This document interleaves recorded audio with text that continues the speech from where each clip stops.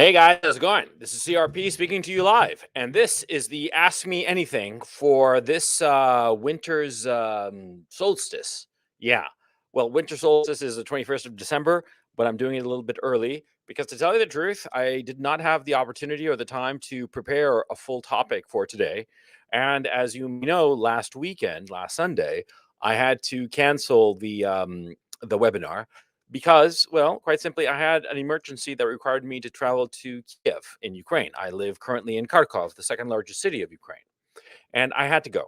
And because of it, I had to just drop everything and just fly out there for the week. And I came back, and I've been a little bit frazzled with different stuff going on in my life. Nothing serious. Doesn't affect me. It's stuff that affects other people that are important in my life. And that's why I had to drop everything and run off. And now I'm back. And next weekend, next Sunday, I was going to do the AMA, but because that's the day what is it?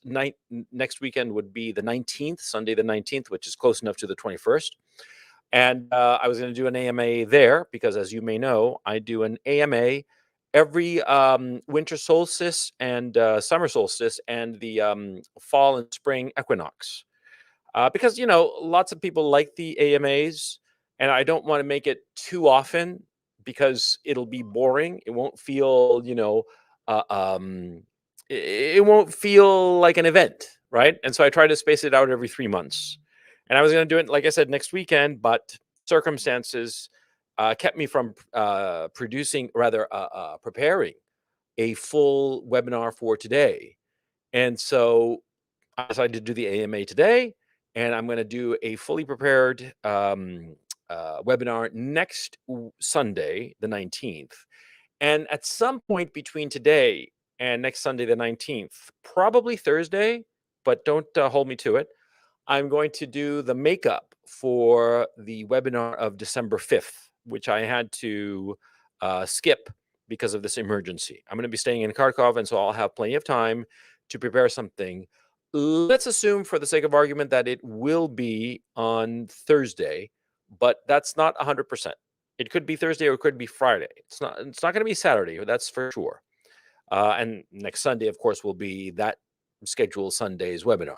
I hope that I will have made up that missed webinar by then, because as you may know, and those of you who are new might not know, but I take these webinars very seriously, and I take very seriously the content that I produce on Patreon, because I feel that you are paying customers and I should be delivering value for money. Because a lot of people have their Patreon sort of like as sort of like a charity thing, like, ooh, please give me some money.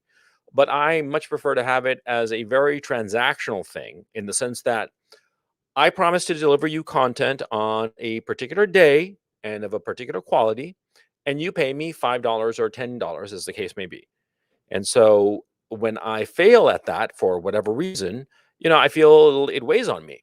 Yeah. I mean, if you fail to pay the 5 or 10 bucks, Patreon automatically boots your ass, right? And so, though Patreon is not going to boot my ass for missing a week, and quite frankly, I could probably skip a week and I'd hear a few grumblings here and there, but that would be probably it. But I don't think it would be right. And so I think that it's just much better to deliver what you promised on time and as promised and at the quality level that you expect. Okay. Okay. So today we're going to do the AMA that was supposed to be for next Sunday, but is, for reasons I explained, moved to today. I would ask you the following. And I think it's something that is not emphasized enough in our contemporary education in the Western democracies. If you come on with a question or a comment, you don't have to ask me a question. It could be a comment, it could be a point of view. You could come on and say, look, coach, in such and such a place or video, whatever, you said X, and I totally disagree. I think it's Y. I mean, I'm perfectly open to any of that, any critique, any comment, any question, but get to the point, because it's rude to the other people who are patiently waiting. And also, it's bad for you because the longer you dawdle, the less time I'm going to have to answer you in full or comment on full, or give my point of view on whatever it is that you're bringing up. Okay. Now I mentioned this because in some other opportunities, in some Q and A's, because as you may know, and if you're new, you might not know, after every presentation, which lasts 90 minutes to 2 hours, something like that, and sometimes they've lasted longer, I have a Q and A section, and something that has been sort of like I'm not liking this is when people come on and they just start dawdling. They're sort of like trying to figure out what the hell they're going to say. Don't do that. You have plenty of time to prepare. Prepare. Have a question ready. Don't be like trying to figure out what is on your mind while you're wasting not just my time, but everybody's time. And I think that that's the key issue. Uh, um, you want to. Whoa, what's this going on? Oh, sorry. I was trying to do two things at once and I fucked up because I don't have that many IQ points. But as I was saying, and the thing that I was trying to do was get the invite link on. Okay. What I was saying is get to the point because it's rude to the other people, not just rude to me. At the end of the day, I've dedicated roughly, between anywhere between 2.5 and 3.5 hours to these webinars. And that's the time I'm going to spend.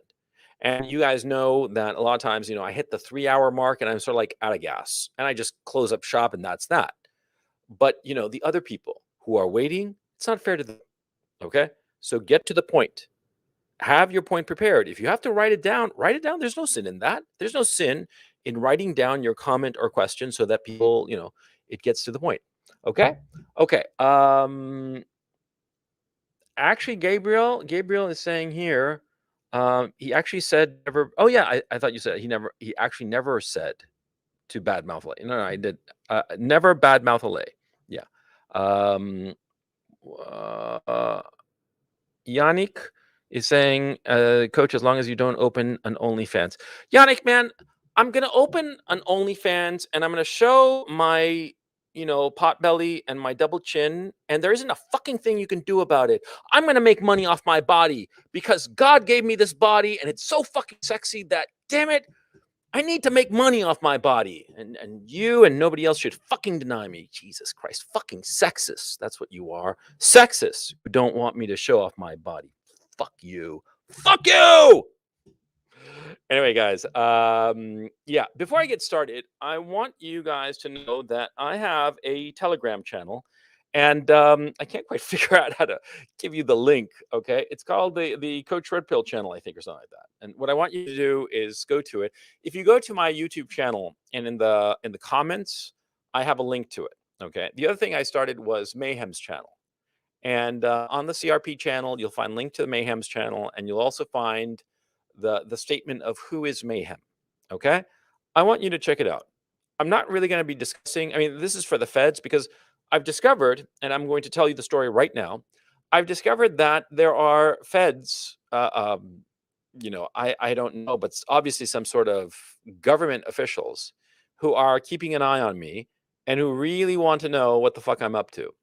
So, to you feds who are listening right now, I assure you that in this broadcast, I'm not going to say anything particularly interesting or revealing or anything to tell you the truth. But I am going to tell the story that I already told in a recording on the Coach Red Pill Telegram channel that I met a Fed in Kiev because, as you know, I did a Kiev meetup.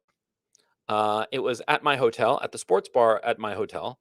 And the reason it was at my hotel was I'm too fucking lazy and it's too fucking cold to go outside in Kiev, right? And I was too fucking lazy to want to go to someplace else. And so I figured, why not do it right there in the fucking hotel? Convenient for me and, all good. So about a dozen guys show up. It was really very nice. And we talked and we were there for like 3.5 hours, just shooting the breeze, we didn't have any drinks to tell you the truth. We just had, in my case, a couple of cups of coffee and the other guys had like water and stuff like that. Nobody got drunk or anything like that. And there was this guy, this guy called Ryan Perkins who showed up and the guy was glowing like Jesus Christ, like a neon sun. You know what I mean? Totally glowing. And anyway, I did a big recording on Telegram. It's almost an hour long discussing this guy. Okay. Now, this guy, I think that, the guy glowed. The guy glowed totally. And I have a fairly good idea of who he was and what he was trying to do. this guy is clearly some sort of FBI agent, and he was trying to keep tabs on not just me, but also all the other American expats who might meet up with me. The so-called white nationalist threat. Ooh, I mean, I think that that's all like so much bullshit. Oh, let me just fix the camera here a little bit. I think it's all so much bullshit. This whole notion of white nationalism, it's total bullshit. It's a way to demonize a particular segment of the population. Incels, white nationalists, all that good shit. And somebody like me who appeals to young, alienated young men, because I used to be a young, alienated man, and I know how to talk to young, alienated men because that wasn't so long ago in my own personal history. Well, yeah, I mean, if I were doing like a fucking cooking channel and had a meetup in Kiev and nobody would show up except other people interested in cooking, there wouldn't be any glowies.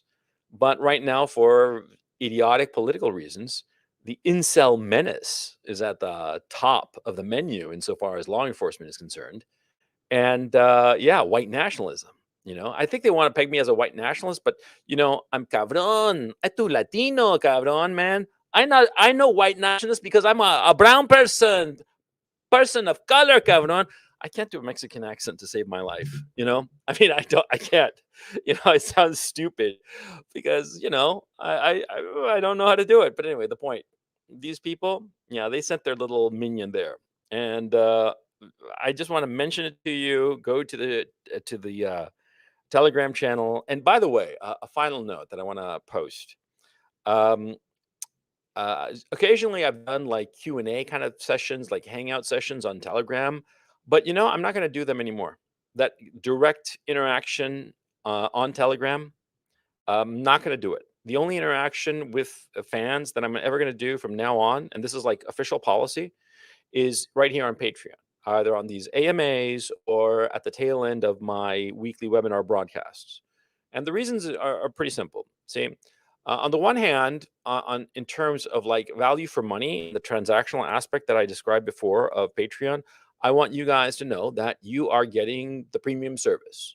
And so for me to be answering your questions, but then go on Telegram and answer some randos questions or comments or whatever, that doesn't seem very fair. So I'm not going to be doing that. Q&A strictly for Patreon subscribers. Now, am I going to do rants on Telegram? Fuck yeah, I do rants all the time on Telegram because it's fun, okay? And it's spontaneous and it's just, whatever's on my mind at that particular moment. But of course, it's not prepared. It's not something that I've thought through and you see what I'm saying? The stuff that I put up on Patreon, it's shit that I have thought through or I am in the process of thinking through, or it's something that's weighing on my mind and I'm developing, and so I'm giving you like a progress report, a bulletin of whatever it is that's on my mind. Okay. And so anyway, the point I just want to make is that, see, I don't want you to feel that the Patreon is kind of like a waste of your money. And so that's why I'm going to be segregating all, in-person interactions to strictly Patreon. Okay. Okay. So I've been yapping long enough. Let's get one of you fuckers to yap and tell me what you think. So, hello, Igor. How's it going? Good evening, Mr. Gonzalo.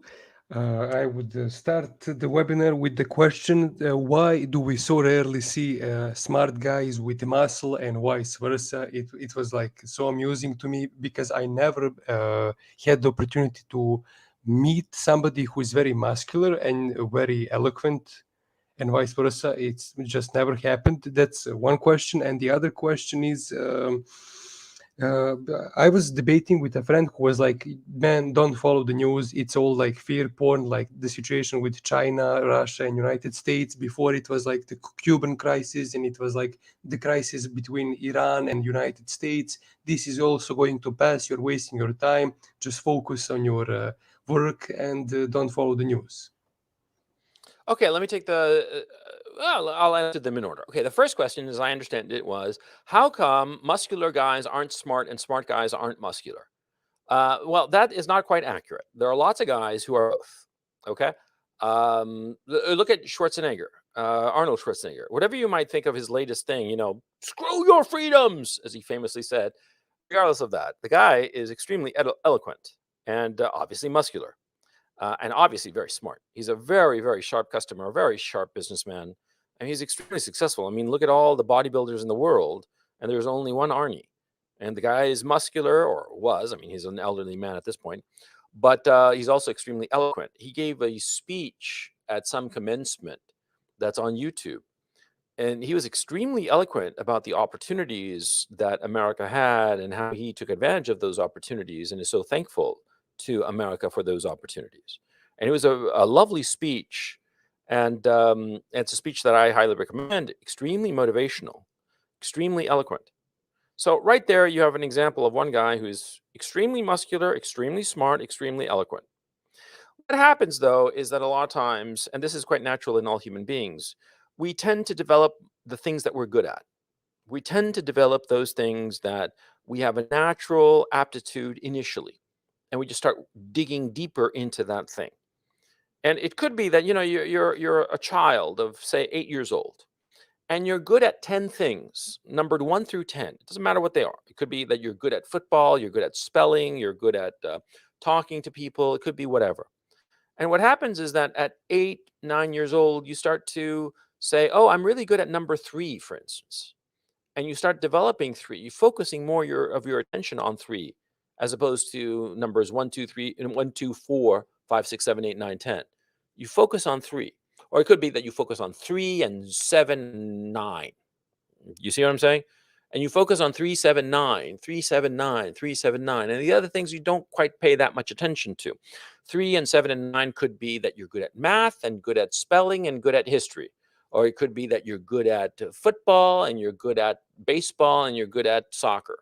Or it could be whatever. But you see my point. This is a natural part of human beings. And the reasons children develop one thing over another is usually just arbitrary accidents, just tiny little things, tiny little moments that are so trivial. Mm. In my own case, I know exactly how it was that I became a writer. It happened because in 12th grade, the summer before 12th grade in Chile, in March of 85, because in summer in Chile goes from December to March. There was an earthquake, and my parents were looking through my stuff. I wasn't home. I was at my girlfriend's, or a girl who became my girlfriend. And they were looking through my stuff to find an address book or something to find out where I was, because they were worried, of course. Had been this very large earthquake. It was actually 2 consecutive earthquakes, a 7.5, and then 5 minutes later, a 7.7. And because of that, they looked through my stuff and they found a bunch of pot, and they were furious at me. And they cut my allowance. And because they cut my allowance and I was a heavy smoker, I didn't have money for cigarettes. And so that year, senior year, um, we had this class in English where we were supposed to write a short story. And what happened was, for various reasons, I wrote 2 short stories. And a friend of mine found out and he said, look, I'll buy you one of your short stories because I don't want to do this fucking thing. And I said, okay, give me a carton of cigarettes. And that's how I started as a professional writer. And I started writing these stories for my classmates. And the price was a carton of cigarettes, or a cash equivalent. And everybody got A's. And ironically, the teacher, was a hard grader on me, and I would get like A minuses and B pluses, and everybody else would get A's, which I thought was grossly unfair since I'd written the fucking things. And this worked like a charm through most of my senior year until I got caught for the dumbest fucking reason. And the reason was that I was never good at coming up with names. And so I put like a couple of placeholder names in 2 of the stories, and I forgot to fix them at the end. And so 2 of the stories, mine and some other guys that I'd sold the story to, handed in stories with the same name.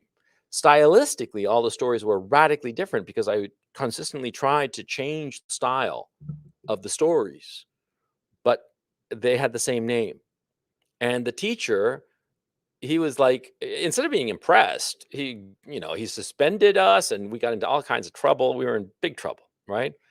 But that's how I started as a writer, in such a trivial set of circumstances. And during that year that I wrote all those short stories, I mean, I must have written offhand, I'd say maybe 30, 30 short stories, anywhere from 2 pages to 5 pages. And all of them radically different in style, deliberately trying to be different so that the teacher wouldn't spot that it was the same writer. That's how I got to be good at writing, because all of a sudden I focused on something. And to go back to your original question, see, um, and I know that this is a long answer, but it's important because it's a fair question that you made and something that you should, focus on.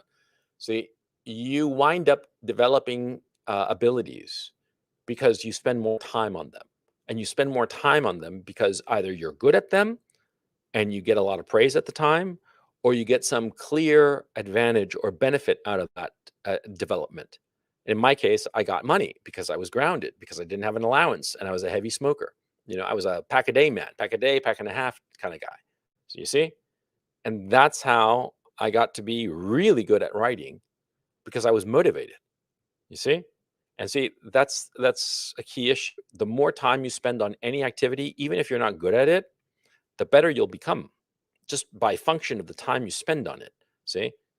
And going back to the original question, how come smart guys are not muscular and muscular guys are not smart or eloquent, as the case may be? It's because they're not spending that much time on it. A bodybuilder spending all his time at the gym, no time at the library, no time writing short stories. So of course he's going to be like all muscular and lacking in any kind of eloquence. It'll be the rare guy who'll spend time at the gym and spend time at the library. You see? As to the second question about the issue of what's going on in the world, see, a lot of people find it just easier to get through life not paying attention. A lot of people find it that they just prefer to just go with the flow and not worry about things that they don't have any control over. See? And in many ways, it's very understandable. It's not necessarily bad. See, a lot of guys, they feel that if they don't have any control over a given situation, then why think about it? Why worry about it? They don't have any inference. They don't have any. They won't be able to change what leaders do, or they believe that they cannot change what leaders do, and so they figure, well, why bother even thinking about it? Let's just go about my life and just ignore politics, ignore everything that's going on, just ignore and just focus on what I control. And that's a completely understandable point of view.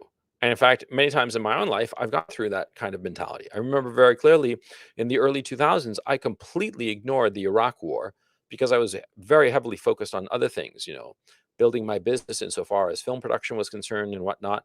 And so I didn't pay attention at all to the invasion. I just had no opinion. I just figured, well, they probably know what they're fucking doing, right? I mean, why would they invade if otherwise? I didn't like look at the news the way I'm looking at it now. I didn't ask myself, wait. They claim all these weapons of mass destruction, but where's the fucking proof? Where's the beef? As the lady famously said in the commercial. Where's the beef? There was no beef. It was all bullshit. But at the time, I was too busy. But it's because at the time I had a lot of things on my mind. Human beings have a limited attention span. Human beings, by definition, of course, are limited beings that cannot encompass everything that's going on in the world. And so it's inevitable that you decide, I'm not going to pay attention to the news. Now, I think is a very bad time to be ignoring the news, because I think that we're going through an incredible historical moment that will be talked about for centuries. Centuries. We are seeing things that are unimaginable just a couple of years ago. If you had told people about what's going on today in 2020, 2022, if you had told this to people in 2019, right before the so-called pandemic, people wouldn't have believed you. But they have concentration camps in Australia and they have open concentration camps in Canada. There, you cannot leave Canada without forcibly taking a medication that potentially is deadly. I mean, this is insane. And people are going to be talking about this for decades, centuries. This moment we are living in. And I'm not being hyperbolic when I say this. This time that we are living in is going to be remembered as one of the most colossal mistakes and just disasters in yeah, it really is going to be like, like holy shit. It's going to be remembered the way people remember, say, 1848 or 1792. it's going to be remembered as like, holy fucking shit, that was some fucking year. Huh? Yeah. So anyway, um, yeah, that I think answers both your questions. Anything else on your mind, Igor? Yes, Mr. Gonzalo, I would ask you, what is your opinion on like Web3 virtual reality, NFTs? Is that going to be the future, or is that the new tulip mania? Who knows at this point? I mean, NFTs sound like so much bullshit, and the metaverse sounds like so much bullshit.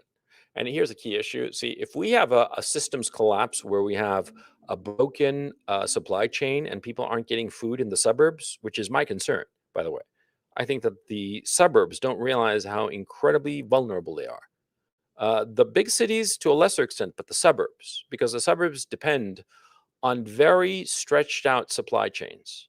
And it could be that people in suburbs don't get enough food or water and things go tits up real bad.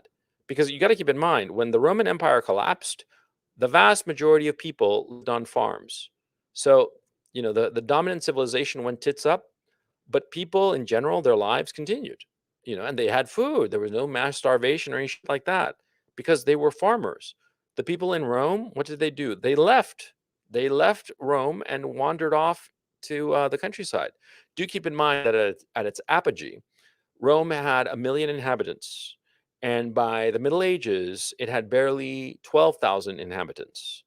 That's a decline of 99% of the population, literally 99% of the population. But where did those people go? They went to the countryside. But where are the people in the suburbia going to go? They can't go to the countryside because they don't have family back in the farm. They can't go to the cities because it's going to be a fucking nightmare. And we're already seeing that with these roving gangs, like smash and grabbing stores and whatnot. Where are the suburbanites going to go? And they won't even be able to go anywhere because they're not going to have gasoline if the supply chains get broken. You see? So it's not just that they're not going to have gasoline for their cars. There isn't going to be the gasoline for the food, or the food is going to be wildly expensive. What the fuck are all these people in the suburbs going to do? And in advanced countries, in the Western democracies, what is it? Chat, please correct me. Isn't it something like 50% of people in the Western democracies live in suburbs? Huh? It's going to be fucking dicey. That's what I think. So, yeah. Okay, Igor. Thank you, You got Mr. something Gonzalo, else? for your time. Um, Goodbye. no, thank you so much. Hey, Yannick, how's it going? Hey, Coach. Can you hear me okay? Yeah. So I just have to ask, are you still alive, or is this a bot talking to me? And do you think that you'll survive your concentration camp internment there in Hong Kong? I think I will survive as long as I know how to love. I know I'll be alive. No, actually, two quick things. Some Sure. thanks and an open-ended question. Sure. No problem. The first of all, just to get back to that whole Fed thing, I found it absolutely amazing on Telegram how everybody dug up shit on this guy at lightning speed. I remember working in banks, and I had to do that kind of job, like look up people's credit record to make sure it wasn't an identity theft and everything. Sure. And good crew. I mean, kudos to everybody. It was like my own private poll. I was super impressed. Yeah, I mean, very impressive, and all the information was right on the money. And did you see the videos of the guy that he had posted? I saw the channel. I didn't go into the videos. You should check him out. I will. Really I will.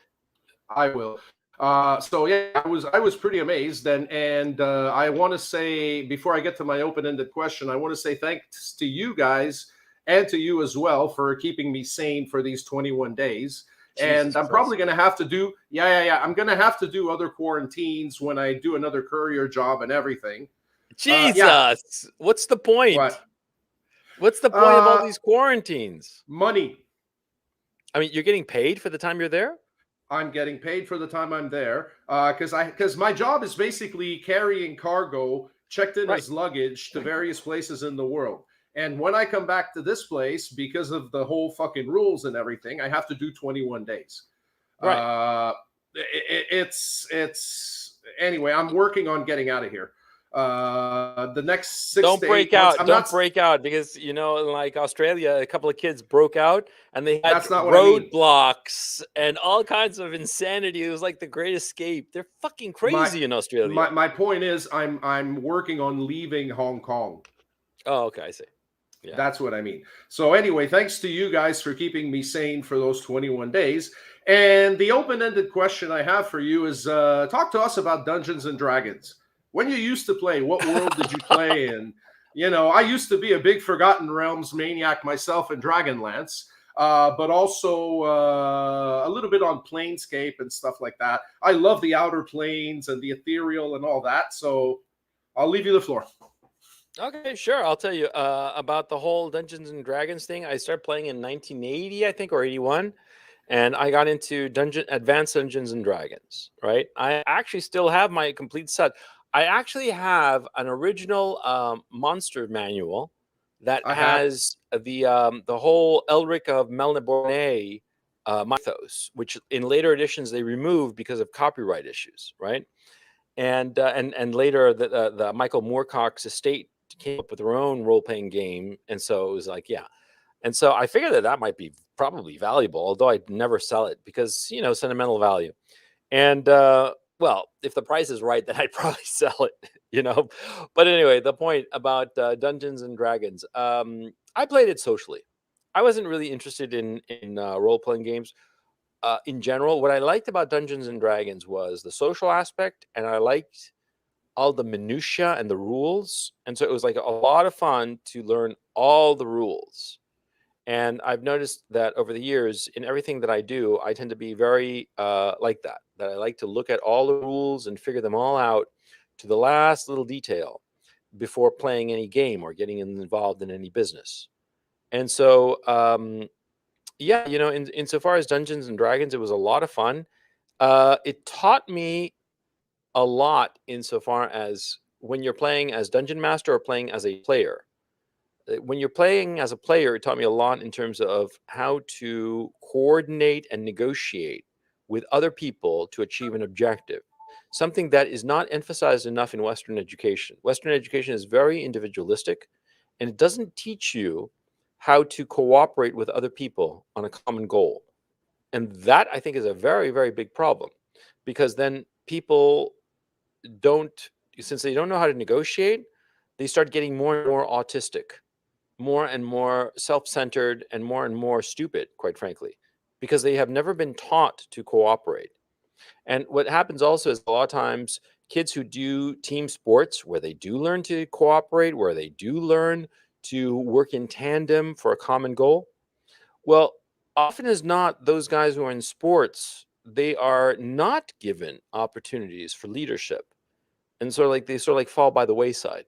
So I think that that's a problem. Yeah, but insofar as Dungeons and Dragons, I had fond memories of it, but I stopped playing it, I guess, in like '94 because I played for D&D in Miami in the early '80s. Like I said, '81, '82, something like that.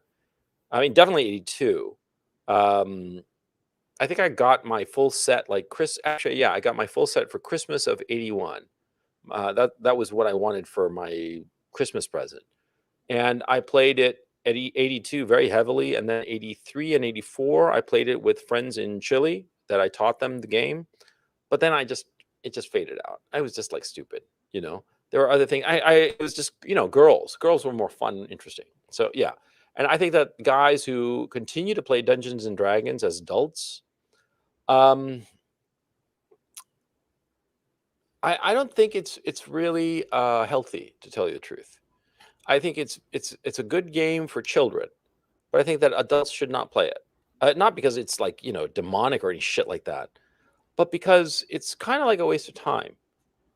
There are other games, because what happens with Dungeons and Dragons and role playing games in general is that they are an enormous time suck, an enormous attention suck. Big chunks of your brain are necessary for these role playing games just because they're so big, and they have so many rules. I mean, like for instance, you're playing poker or contract bridge or backgammon, and the rules are relatively simple. It's simple, straightforward, easy. You can play a casual game, or you can play a very serious game. But like playing poker, for instance, no big deal. You, me, and then two other guys, we can all play poker and just have a good time, and just put like fucking toothpicks and have a nice time, and that's that. But with a role-playing game, you need a group of guys. You need to spend a lot of time developing, I mean, shit, the dungeon master's role is enormous in terms of time commitment. And so it's time that is Pot taken away helps. from other activities. Mhm. What? I'm sorry? I said pot helps. Oh, yeah, but well, no, not that much, because a lot of times you have to be on the ball insofar as these role-playing games. You can't be like even a little bit stoned. And so I don't know. I mean, it just seems, yeah, but like drawing up maps and all that shit. I mean, it's just too Yeah, huge time commitment for what? For true, children, it's fine, but for a true. grown up, I would play a game like for nostalgia's sake today, but like the one time, okay? But like doing a weekly campaign, like when I was in Yeah, high school, no. Yeah, yeah. yeah. Okay, Anything else on your mind?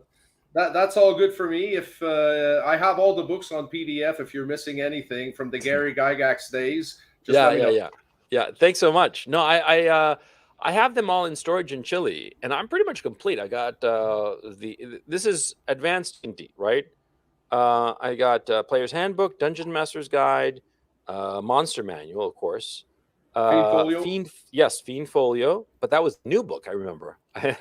Yeah, the Fiend Folio, and I have a couple more.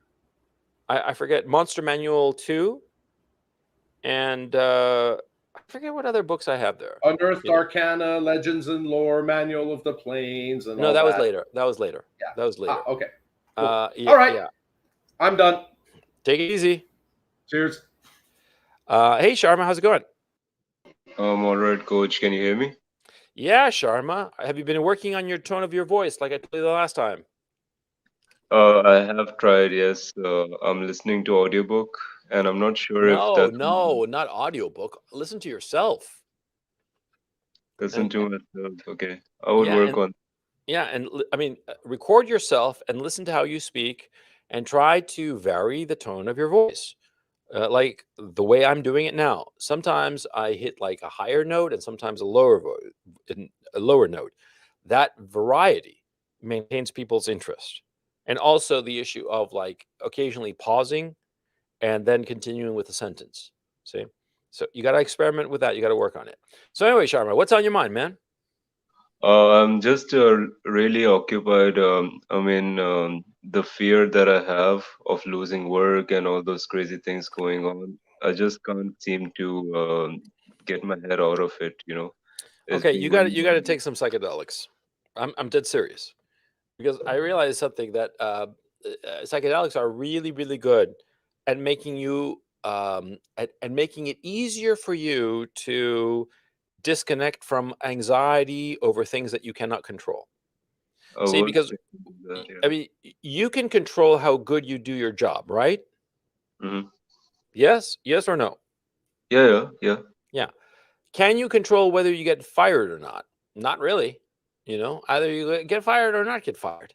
You can control how good your work is, and you can try to do the best work possible. But whether or not you're still going to be around, that's beyond your control. So don't worry about it. You know, there's a meteor that's flying towards the Earth right now. It might Hmm. hit the Earth and kill us all. It might not.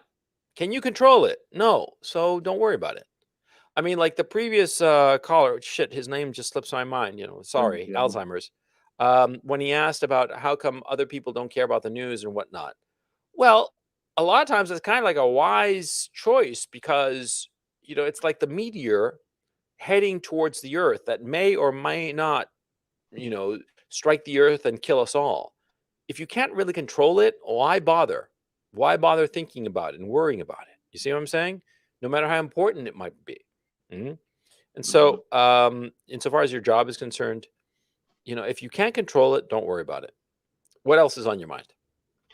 Oh yeah, the I think that would be it. And I did think about taking some psychedelics to Hmm. specifically think about this because my brain capacity. I think I've exhausted it. I just cannot seem to come up with anything new about what's going on. So I thought, just take my mind off of this and do that. So yeah. Yeah, I would recommend that you do it. And like I did like I said in the webinar about psychedelics, do Mhm. it in a controlled way. Don't these drugs, the point is not to it's not for hedonistic pleasure. It's to have an objective, the objective of figuring something out that's on your mind. And so plan it beforehand. Have an idea firmly in mind as to what you want to explore. And you'll get really, really good results if you do it that way. Yeah.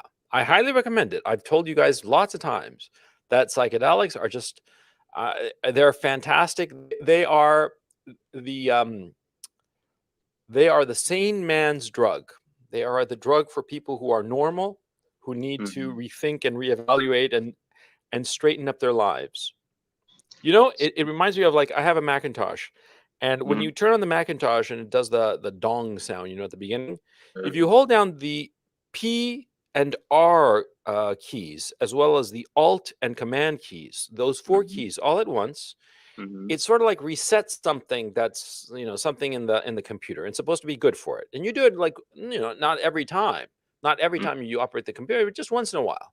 Say once a month, or perhaps if you use your computer heavily, and you bring in new files and discard files, once a week or something. Not every Mhm. day, but like once a week or once a month. It sort of like resets the some list of the computer. I don't know any of this shit, but what I Okay. notice is that when I do it, the performance improves. Psychedelics are like a reset, and they're like that. They're like the PR Alt Command. It just resets you. So yeah, you should try it out. Okay, Okay, just one thing, Coach. Do you think sure. asking yourself this question, like, what direction should I go towards in moving forward in future, is a valid intent, or is gonna freak me out? Can you repeat that, please? You said having an set intention. So having an intention that, hey, what direction? Asking yourself, like, what direction should I go Yes. towards in future? Is valid, or it's gonna freak me Yes. out? A bit too heavy. No, no, no, you'll be fine. Okay. Yes, I think that's a very valid question. You know, Ask yourself, where do I take my life? But make it simple. Where do I take my life? That's a simple question, and it hits the things that are on your mind. Where do I take my life? And Great. you're not going to get the answers right away, but Mm-hmm. they'll set you on a path to discovering them. Okay, and that's the Great. key issue.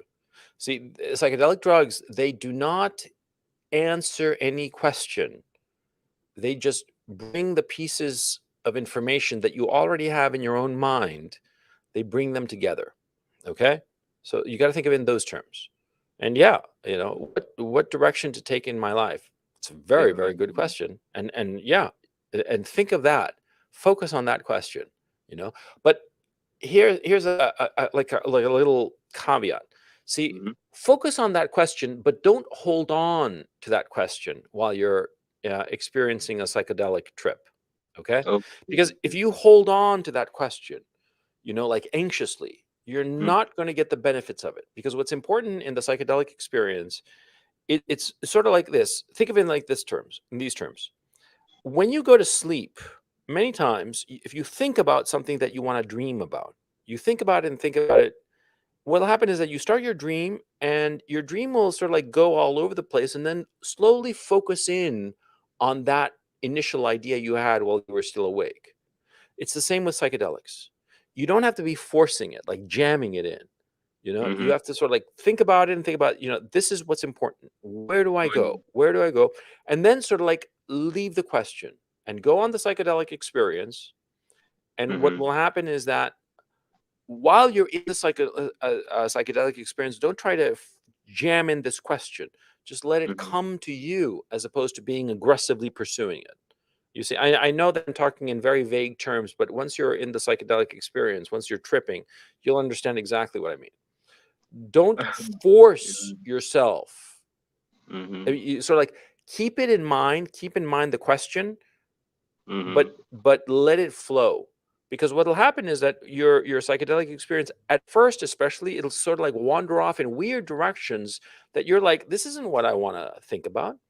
But Mm-hmm. you'll discover that a lot of times when you follow those roundabout paths, eventually it circles back to the thing that was on your mind. See? I mean, in my own case, and I discussed this in some detail on the webinar that I did about psychedelics. I wanted to think about why my life was the way it was in various aspects that are not Yeah. important. But what happened was I started thinking. It was in my second trip. I started thinking so much about my ancestor, Jose Miguel Carrera, who was a famous general in Chile. He was a great man in many ways, and in many ways a failure. I mean, he was the first president of Chile. He was the man who created, he freed the slaves in Chile and eliminated the titled nobility in Chile. He created the first flag, the first newspaper, the first school. You know, Wow. he was a big deal in Chile, and yet in Wow. other ways he was a great failure. And a tremendous general, but he trusted the wrong people. And these people betrayed him, or they fucked up what he had planned that would have been successful, but they didn't follow what his plan. And so he was in many ways unsuccessful man. And when I started on this trip, I remember it was like the second or third trip that I took. I started thinking about him, and I was like, what the fuck is this? I mean, like growing up, I heard all this shit about him because it's Mm-hmm. family lore, Yeah. Yeah. and so I knew all this history intimately. And when I was on my trip, I started thinking about that. And it was so weird because it was not what I had on my mind. But then I started seeing these incredible parallels between his life and my own. Mm-hmm. And parallels that I'm not going to discuss because they're personal issues. But the point is that, see, Mm-hmm. um, the trip will take you in directions that at first you will not see or you will not understand. And you might try to resist them. Don't. Let it flow.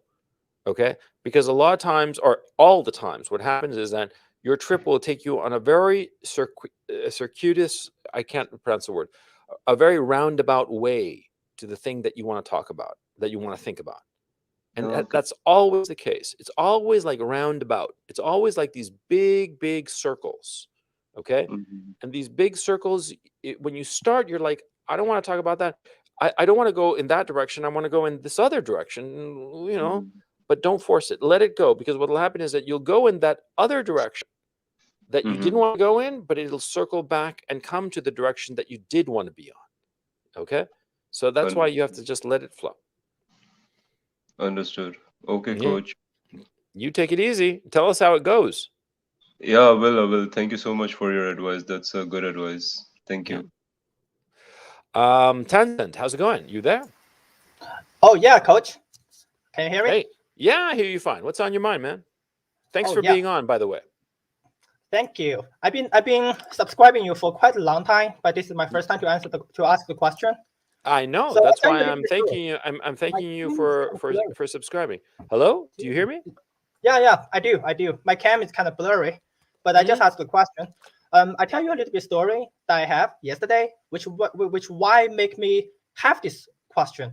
So I've been dating a girl for like 3 weeks, and yesterday was the third date, and I invite her to my place, to my apartment, and I cook a little bit dinner. I cook a romantic dinner, and we had a little bit chat. I know her more gradually, much deeper than the first time I met her. Well, she has a very hot body. She has a model body, skinny, tall, my type of girl. That is why I got attracted to her. But the more I know her, the more red flag that I find her about the money issue, The and more what you find her? the money issue. I think she What? doesn't know how to manage finance, how to manage money.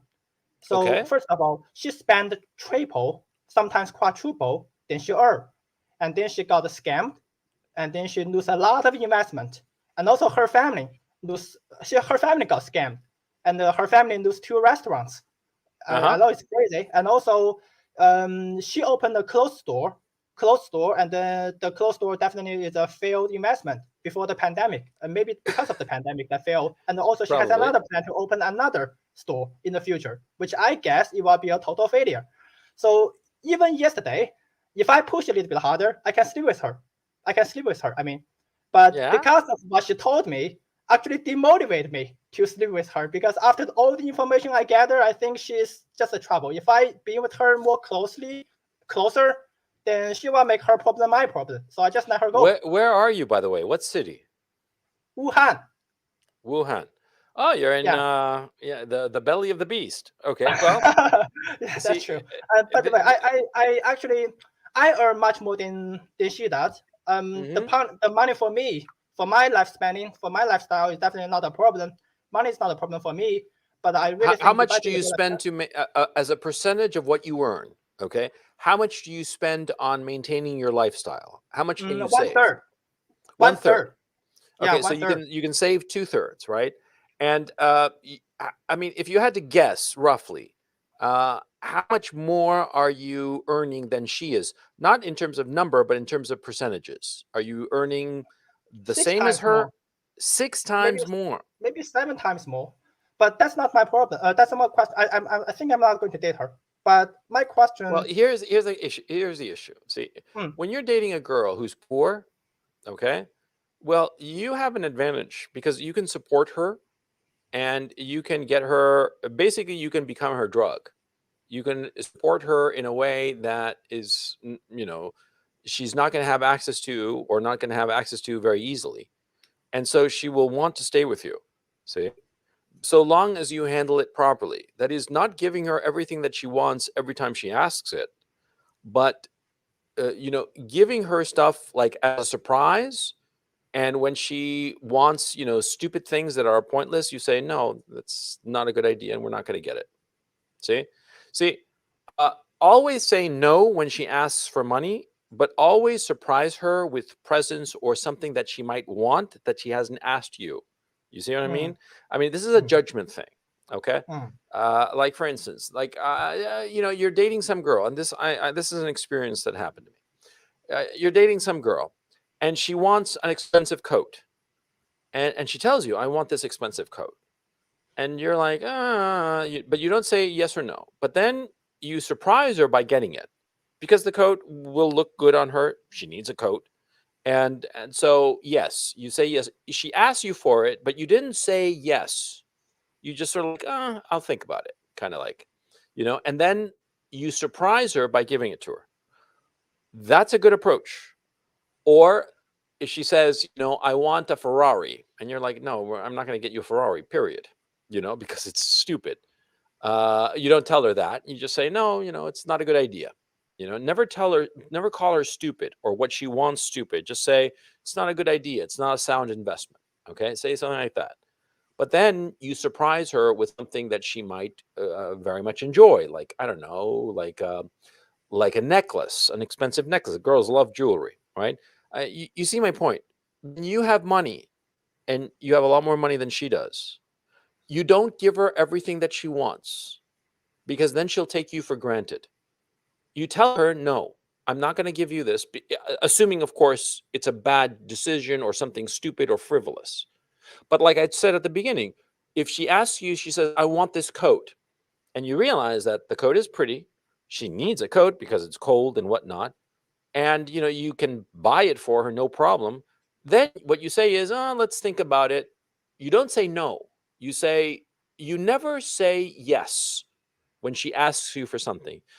If you agree that she should get something that she's asking for, you say, maybe. Okay, and then you get it. So that way she feels like she got something. But if you simply say yes, like if I had said to the girl who wanted the coat, I'd said to her, okay, yes, we'll buy it, let's go. She wouldn't have seen the value in it. Now, this is all human true, psychology. When you get something just by asking for it, you don't value it. But when true. you ask for something and there's the uncertainty of getting it, and then you get it in a way that's surprising, you value it more. And you value the person who gave it to you more. You see what I'm saying? True, that's true. But I think the most of the things that she purchased are just those garbage. Does not generate any value. Clothes, shoes, How beauty, old are nails. you? How old are you? I'm 29 Okay. And how and old is this girl? 23. I think 23. Yeah, Okay. yeah. Find out The her birthday. Find out her birthday. Okay. You hmm, should know her birthday. Okay, you want to surprise Yeah. her whenever it is her And birthday. and by comparison Mhm. with other girls I'm currently dating, I have other options. Is this the best option? No, but depend on the information I gather, this is not. Well, just because she's bad at money, that's Mm. not a reason not to be with her. See, Mhm. a reason to not be with a woman is because she is unfaithful. A reason to not be with a woman is because she's annoying and nags you. But Mm. if she treats you right, she cooks for you, fucks you, and doesn't nag you, and she would be a good mother. Very important that you see how she treats dogs and how she treats pets or how she treats relatives. Does she treat them nicely? She'll treat her children, your children potentially, very nicely. Mm. You see my point. See, so there are other things as to whether she's bad at managing money. That's not that important because see, if you're the one managing money and you have her on an Mm. allowance, what's the problem? See, she's And not going to fuck with yeah, your money. and actually, this is my question. When I think about it, when I think about the other girls I'm dating that I have been dating, and of course, right now I'm still relatively young. But in Yeah. terms of marriage, I want to ask your opinion because I definitely value your thoughts. So, in the household, who should control the finance? Who should control the money? Should the guy. man give The the guy. women the freedom? Absolutely. And Absolutely. and depending on the situation, like if the man is a full-time housewife, or if the man has a regular job with a paycheck to paycheck, or if the man has if the women have a store, all the situation are about the women. The women is a Guys full-time should housewife. control money in the household, and the women should be put on an allowance because women are children, and you don't give children control Right. over finances. You give them Right. an allowance. The same thing with a woman. Okay. Right. Same thing. Even though she makes money, even Yeah. though she makes some part of her money, I'll persuade her to Yeah, take but her money. if she starts having your kids, what do you want her to do? To be focused on the kids, not the fucking business. So it's going to be a non-issue. You don't want your woman to have an outside business when she's with your kids or an outside profession. A working woman has one foot out the door of the marriage. Okay, a woman who is working, it's yeah, of course. I mean, think about it. Because if she's working, she has her own money, so she feels more independent. And so she's like thinking, oh, well, if my marriage isn't working out, I can leave and I'll be fine because I have this income from this job or this business or whatever. You see? Right.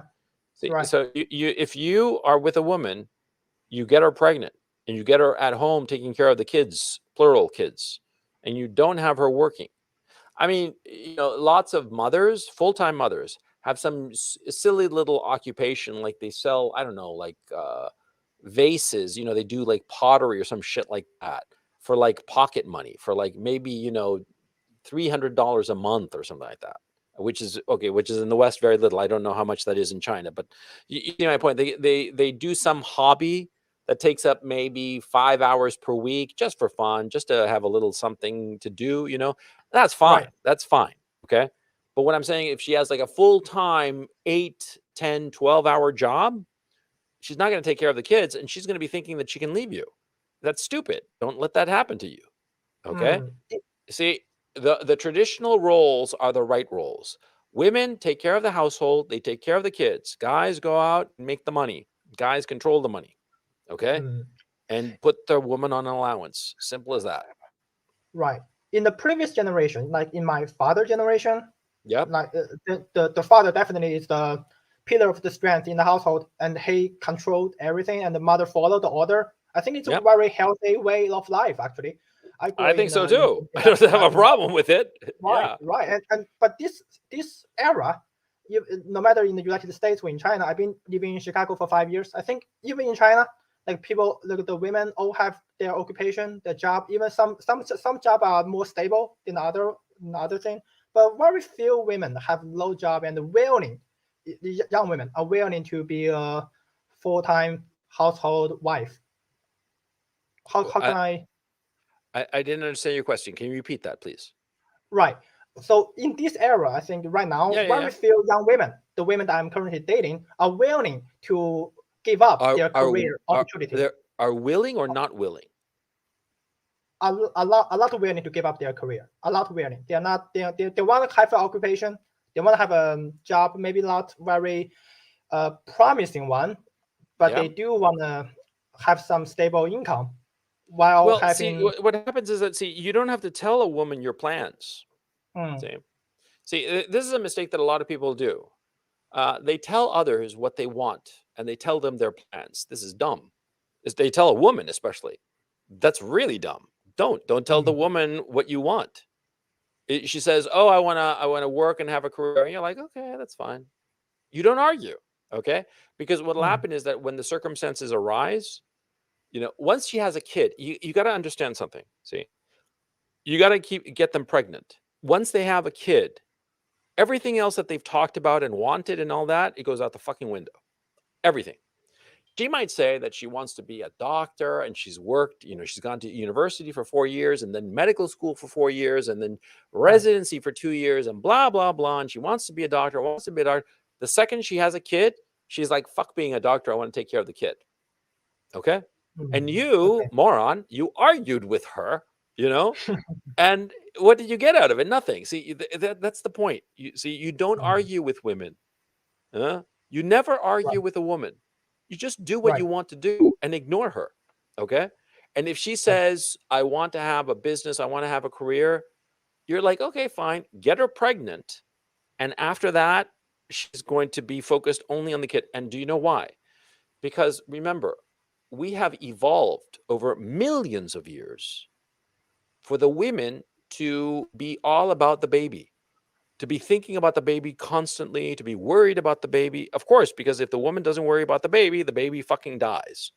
And, no Right. more descendants, right? True. And so True. you find your girl, if you decide, this girl is good enough, she says that she wants a career or a business or whatever, I'll just ignore it. Ignore it. I mean, come on. Do you pay attention when a small child, say a 6-year-old child, a boy, says that he wants to grow up to be an astronaut or to be a robot or some shit like that? Of course not, because he's a child. He doesn't know what the fuck he wants. Same with women. They say all kinds of bullshit. They don't know what the fuck they want. And once they have a baby, all of a sudden they're like, that's what I want. I want the baby. And pro tip, just keep them pregnant. More babies, the better. She'll focus all of her attention. The children will soak up all of her attention. And she won't have time or the inclination to do anything else other than be a good mother. And you'll be running shit. Okay. So think of it in those Okay. terms. Does that help Okay. out? Yeah, definitely. And by Thank the you, way, Francis. no problem. You say that you're seeing other girls. Now, this 23-year-old who's got a great body, right? Mm, mm, And she's lousy at managing money. Why are you right. bringing her up? I mean, she must have something that sparks your interest. Because she's hot. Just that But simple. And then but and there must be more than that. more than that. Yeah, I mean, like, are you dating other girls roughly that same age? Yeah. All Okay, girls and same age, under 25. yeah, good. All, Now all let me ask hot. you. Now, why is this particular girl more on your mind than the other girls? Because she's really bad at the money. The information that I gather, she got Oh, scammed for uh-huh. all the money she saved, and then she spent much more than she earned, and then she Well, has other hang on a second. future Hang plans. on. Yeah. I mean, I understand what you're saying. She's just a disaster with money and she gets scammed. And she knows Right, she got scammed, right? right. I mean, she knows. It's not like Yeah. but she doesn't realize, or she's thinking, oh, it's She still a good definitely business. knows she wanted money Yeah. back, but there's no way Okay. to give. So this is the thing. This is to your advantage. You know why? In the future, you can always say, hey, you got scammed. You're not really good with the money situation, but I haven't been scammed, so I know better. So we do what I say. You see the advantage that you have. See, Mm, the right. fact that she got scammed is something that she will never forget. Nobody forgets being scammed, and so because of it, you can tell her, look, honey, you're great, you're lovely, you're beautiful, but you don't know how to manage money. So let me handle the money. And remember that time that you got scammed by this guy or that other guy or that company or whatever the fuck? See, it'll automatically end any kind of argument that you have with her over money. The fact that you can bring up whenever you want the fact that she got scammed. You don't bring it up every fucking single time, because then she's just going to be angry with you and alienated from you. But when it gets to like the point of like she wants one thing and you want something else, then you're like, baby, I love you, you're beautiful, and you're the mother of my children and all the rest of it, but you have been scammed and I have not. And I have not been scammed because I can recognize when I'm being scammed because I'm good with money. And you, my love, are a wonderful person and you have wonderful qualities, but you're not good with money. And that'll be the end of the conversation. You see what I'm saying? Right. Yeah. I'm not talking about this particular girl. I mean, you want to marry her or fuck her and forget her, that's your business. But I'm saying not just with this woman, but in every situation. When a woman gets scammed, when a woman makes a mistake in any area and she's conscious about it and you know about it, then you have the upper hand. Use it. Use it to your advantage. I have a friend of mine. He loves to cook. Okay? And Right. early on, I mean, he adores cooking. He hates washing dishes, but he loves to cook. This is a true story. Okay. I mean, because the details I'm going to tell you sound absurd, but it's a true story.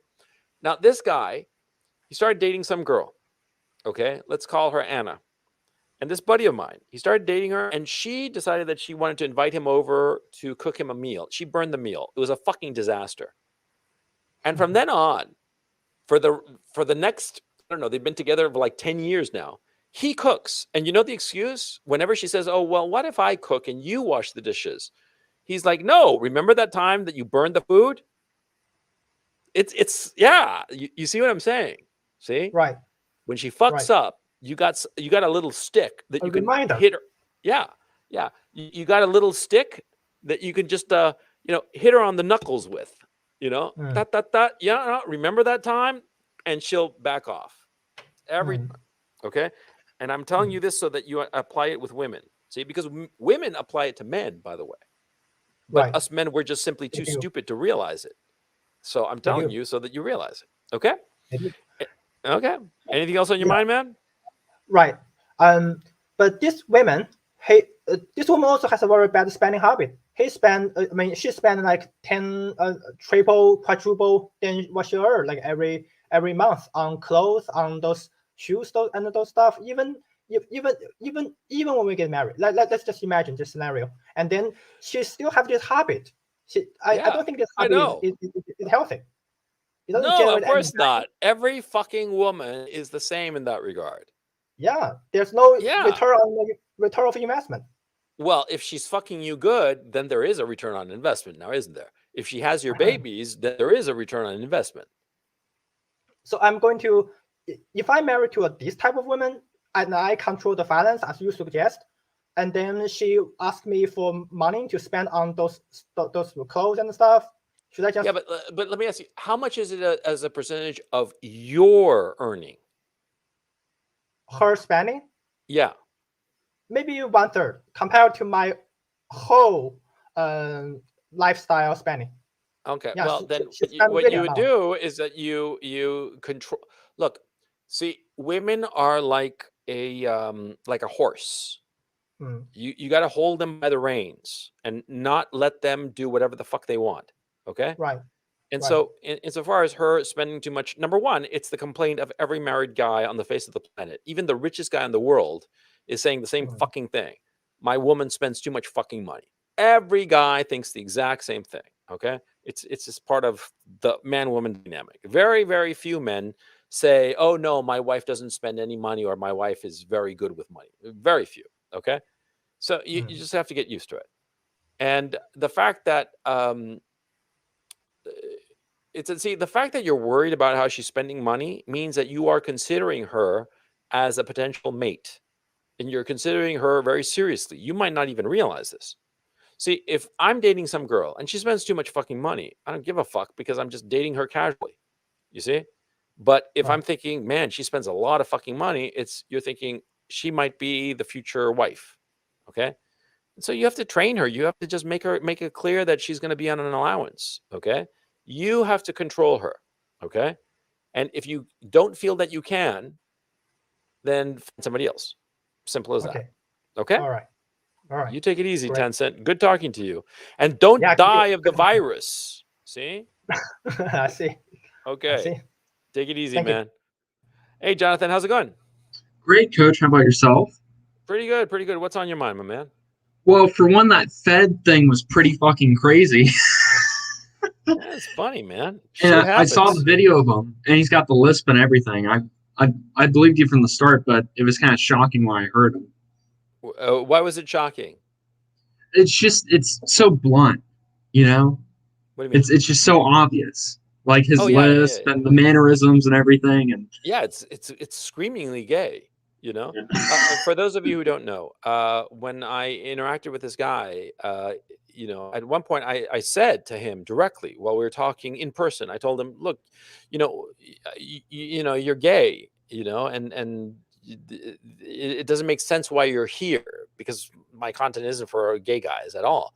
And later he got real upset at this and he said, you called me a fag. And I said, and I was like, whoa, whoa, whoa. No, I didn't call you a fag. Yes, you did. You called me a fag like 3 times.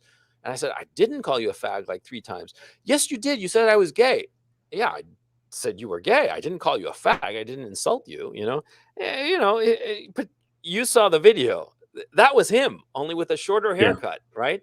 So you tell me in those videos, and he had like 70 videos, 71 videos. I counted them. Okay. 71 videos and barely, what was it, 3,900 views or something like that. I averaged it out to 55 views per video. And let me ask you, you saw those videos, right? Or at least one? yes, yeah. I think it was the last one I posted. I Okay, forgot the let me title, ask you but yeah, something. Did it look professionally made? it looked like it was semi-professional, but it was almost like it was faking to be non-professional. You know what I'm saying? Like they're very strategic. Everything's placed in a certain way, so it's kind of obvious, but it's not authentic. No, That's no, no. what I mean. Yeah, It's not authentic at totally all. astroturfed. No, the guy was a Fed. I once I saw those videos, I was totally sure that the guy was a Fed.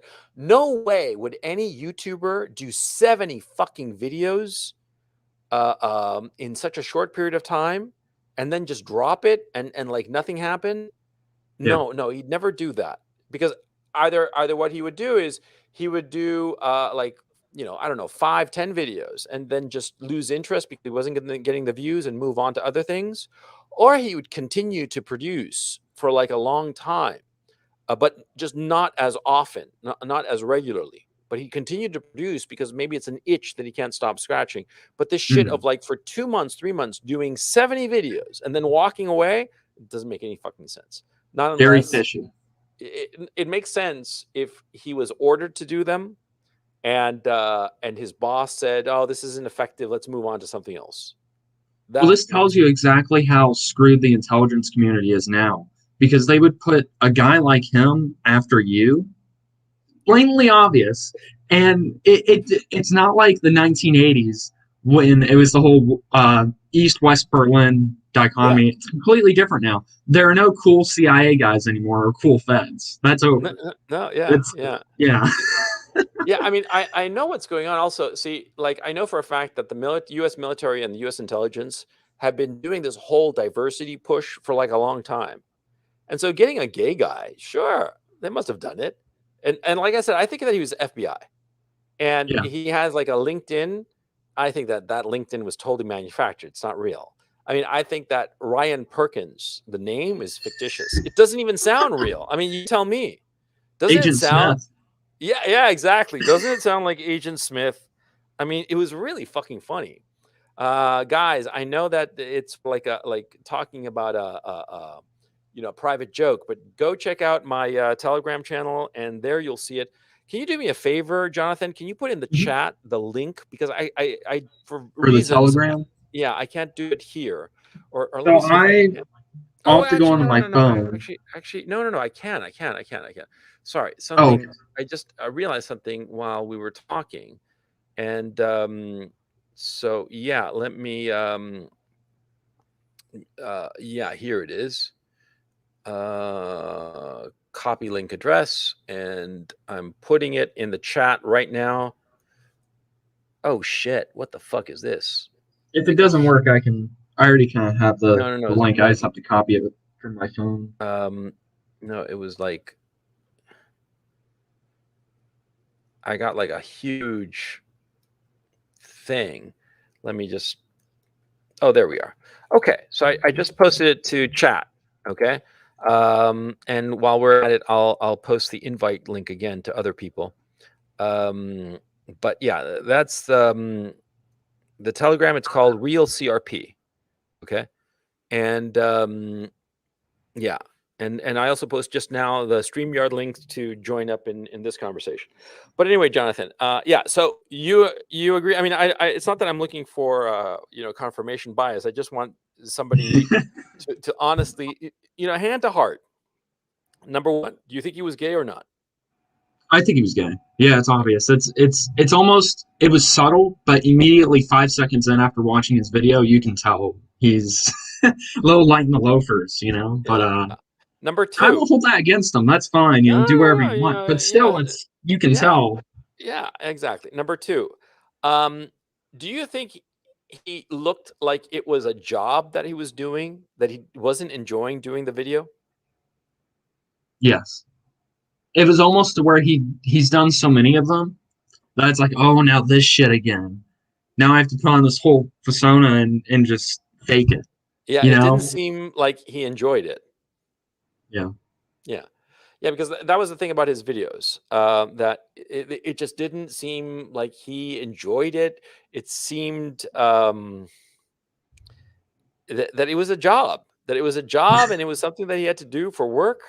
And Mhm. there are lots of things that you and I do for work that we're like, oh, fuck this shit. But okay, do it, right? This guy, yeah, it didn't seem like, I remember when I started doing YouTube videos, I was looking forward to doing the videos, It was I was excited, and sometimes I fucked up, but I was like, revved up and ready to go, I mean, yeah, but this guy, he's just so embarrassing, man. And God knows how much money they fucking spent on these videos, man. They could have thrown some money in our direction, fucking unfair, Yeah. man. I want that Like, sweet, sweet federal money. You know what I'm saying? he could have bought you a drink. Flattered you a little bit. Yeah, But Yeah.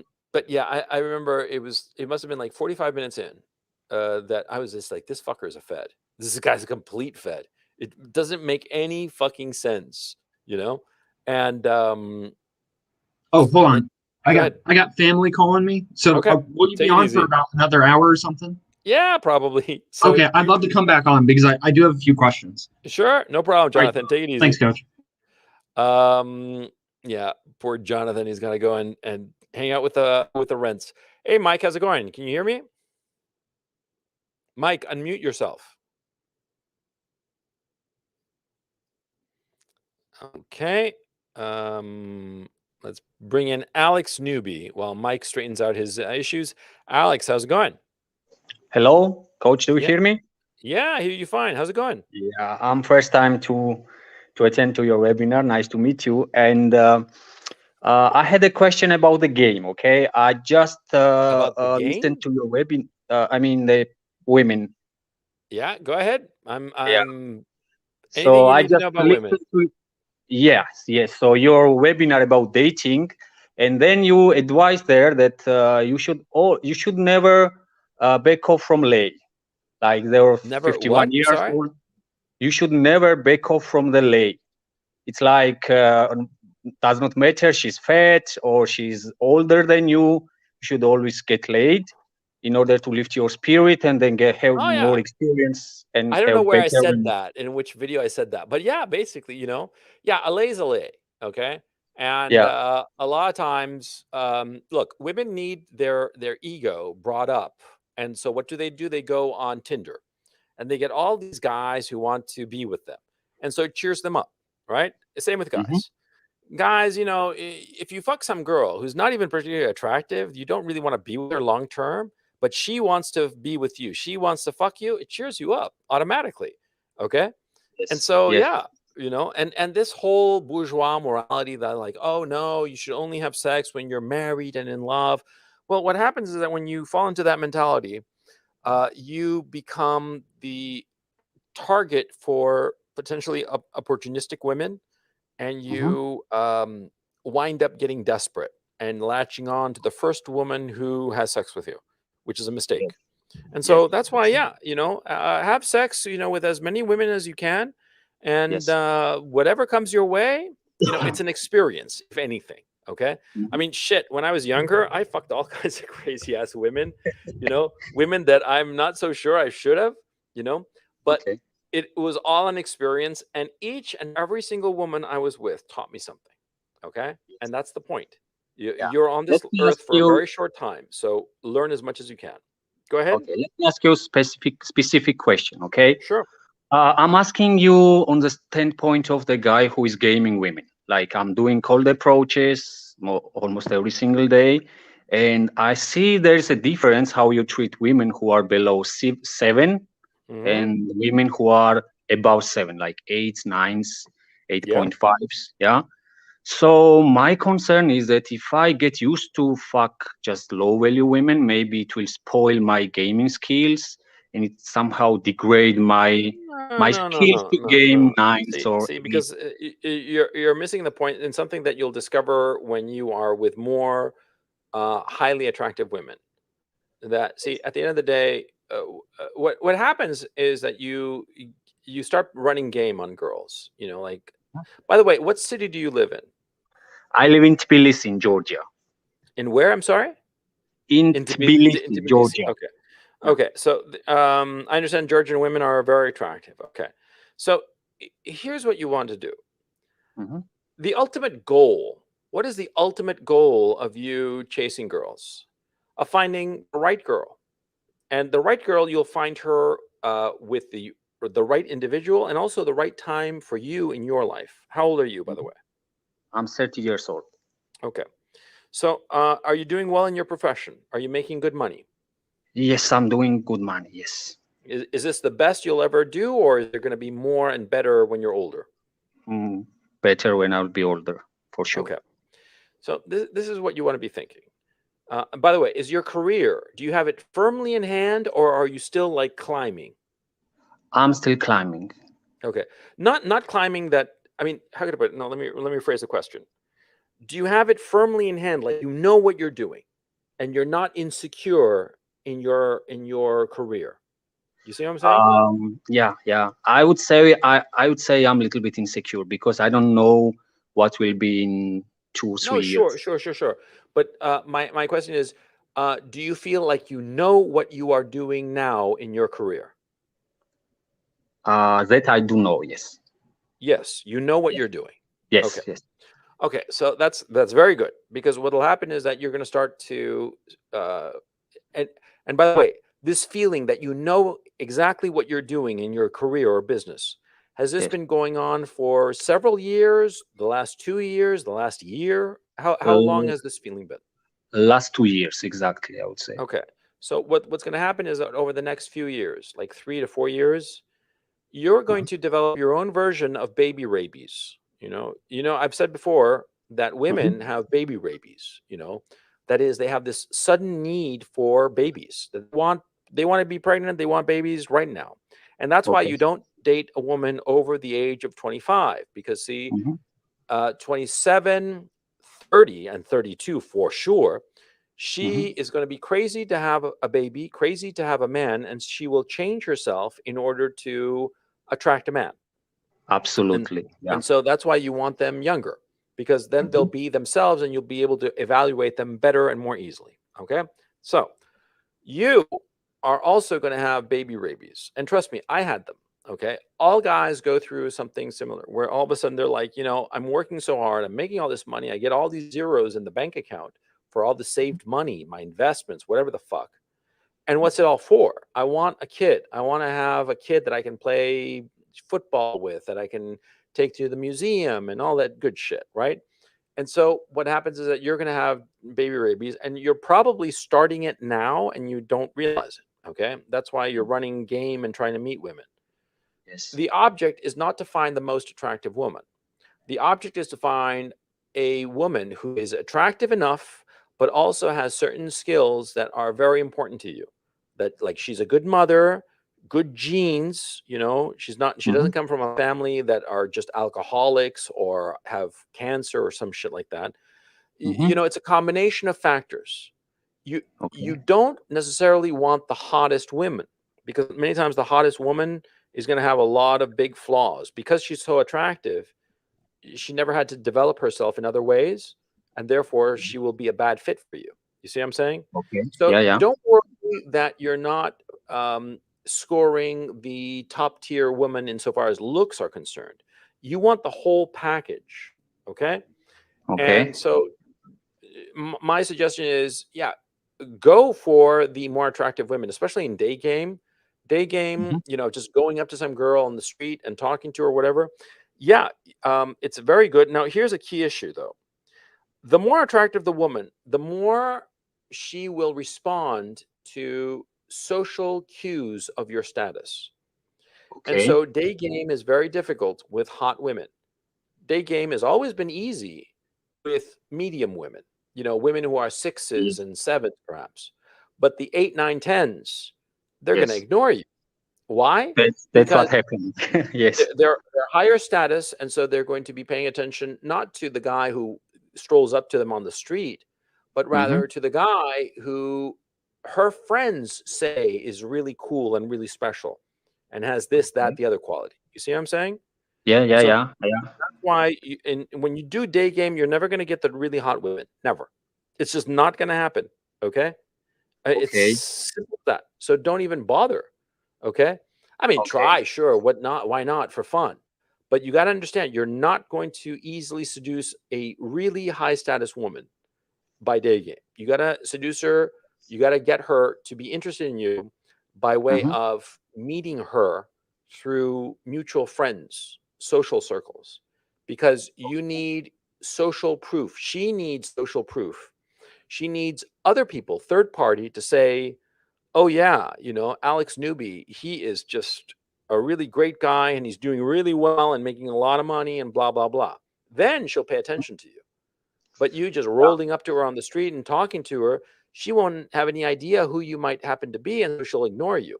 But a woman who's a little bit lower on the totem pole, like a 6, a 7, she'll listen to you, and maybe she'll be like, oh, yeah, he seems like a nice guy. And there you go, off to the races. You see the dynamic going on.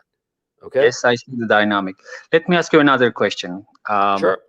How can I elevate myself on that social circle? Because I listened to your webinar and I went to that conclusion by myself as well, that on the working environment, you should be always very, very careful with women because they can never in the working environment. Never. Okay. Like Never. I said in a webinar, yes. the best way to get high quality women, if you're a professional guy and you're making decent money, okay, yes, you want to go and mix in the art scene, the art galleries, and get involved in that whole milieu, because that way, getting involved in the art scene, you'll meet high quality women in a very casual way, and you'll meet a lot of them, and it's just a great way to meet women. Yeah. But my problem is, coach, that I'm very, very good at day gaming, and in day gaming, you are somehow smash or pass mode. Like you approach, she will just reject you, or you will pick up her and like instantly. Well, if you're good at day game, then play social game, because I mean, never be really, really good at one thing because it limits you.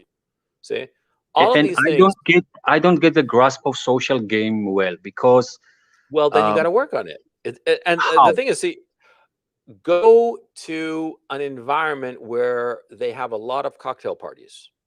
As stupid as that may sound, you go to an environment where there are going to be a lot of cocktail parties and a lot of people, and you learn to mingle with people in cocktail parties. Just go to cocktail, approach them, start talking to them.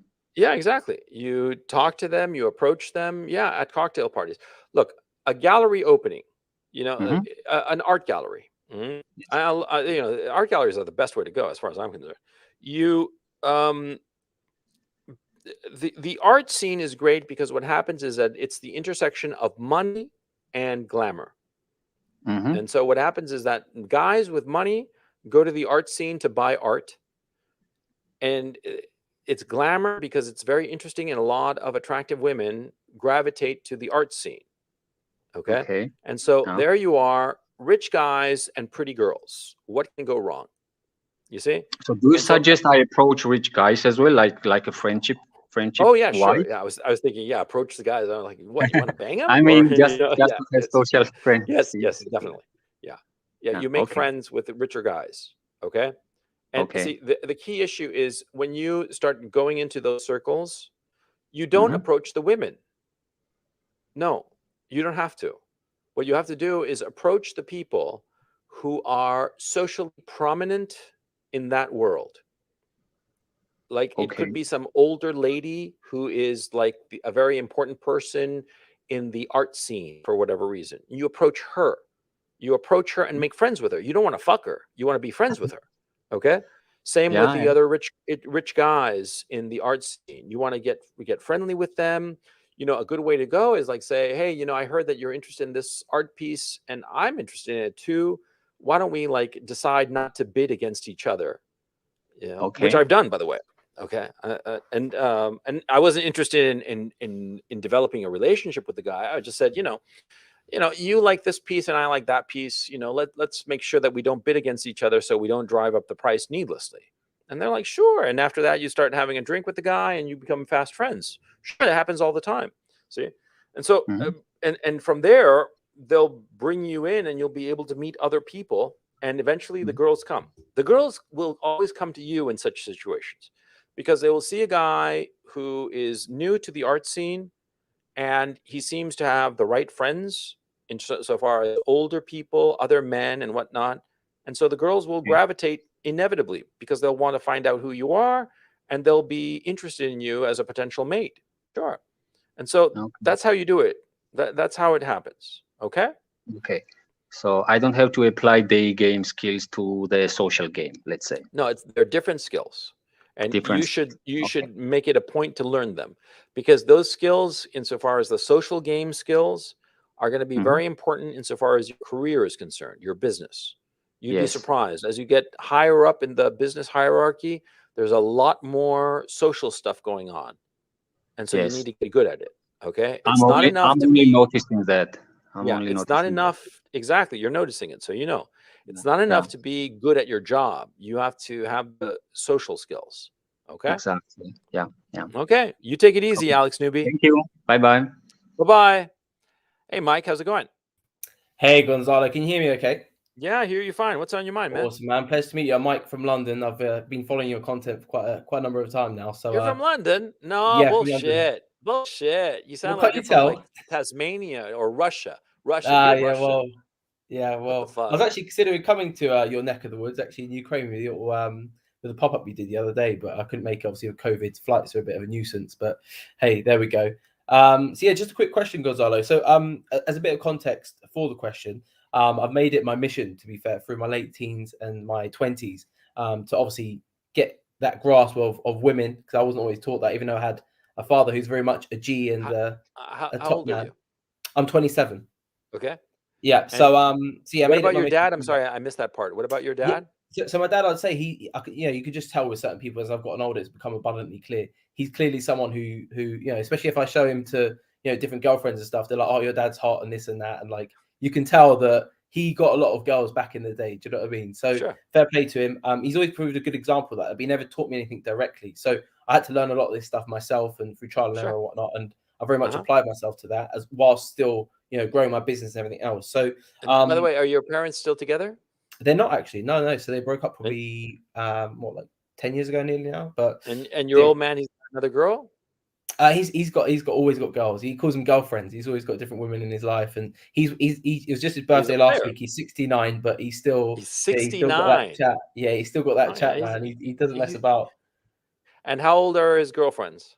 Do you know what? Some of them are like late 30s, early 40s, stuff like that. They're a lot, even my mum, to be fair, she's 17 years younger than him. So it's never really been an issue in that regard. Yeah. So your old man's a player. Yeah. Yeah, 100%. Okay. Yeah, Just copy him. The apple didn't fall far from the tree, to be honest. So yeah.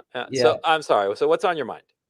Yeah. So look, the thing is, so I look, to be honest, I've slept with a lot of women now. I've done really well in my 20s in that regard. And especially in the past 12, 18 months, the caliber of women's really gone up. Like the last girl I was dating this year, she was like a Burberry runway model. Sorry? Why do you think that they've gotten better for you? I know why it is. I think, well, first of all, my game's gotten a lot better, and my chat and just my frame. Like I can almost communicate with just eye contact, Tony, body language, things like that on dates. I do really well. I've created this concept called FTP, which is follow the plan, and that means that every date I have is always like structured. I know exactly what I'm doing and where we're going. The logistics are all set out. Good idea. Good idea. So, Good idea. I'm very much. It's almost like applying a business mindset to that, Yeah. really. So, Yeah. and so obviously paid dividends. And No, like what it is that it's not a business mindset. It's just being systematic. Okay. yeah, And sure. what happens is that most of our society, weirdly, it's an industrial society, but people are not encouraged to think systematically. And you're No. just structuring your entire day and saying, I'm going to do this, going to do that, going to do that. And at the end of the day, you've done a lot, and a lot of Absolutely. things are moving forward. Yeah, that's it. Yeah, and so that I'd say is the direct reason for the results themselves. But I think, you know, looking at contextually and understanding women as I do, of my office for my business, we've done quite well in business, to be honest, is at a really prominent building in London at the Gherkin, and you know we've just done quite well in business, and obviously I'm young at my age in doing all that. So I've really pushed myself in that endeavor whilst doing it, and obviously I'm still young, so like I think that's obviously been an attraction point, particularly as the more you know, practical, Yeah, you're tangible making good rewards money in London. Of course, they're going to be flocking to you. Yeah, exactly. So and that's been cool. I've really enjoyed it. I've had that Bruce Wayne life set up, and that's been good fun. But I've actually met this this really top girl, to be honest. She really fits the bill as a mother, as a potential wife. I've really vetted and screened her for 2 years now. Okay. Age description. She's 25. So she's got a mixed background, Filipino, Palestinian. I met her here in London while she was studying a immunology master's at King's College, so obviously a very prominent top uni. I know. Yeah, and yeah, she's like 5'7", like really hot. Like again, I don't like English women, so they're usually quite entitled and usually quite annoying, to be honest. And drunk.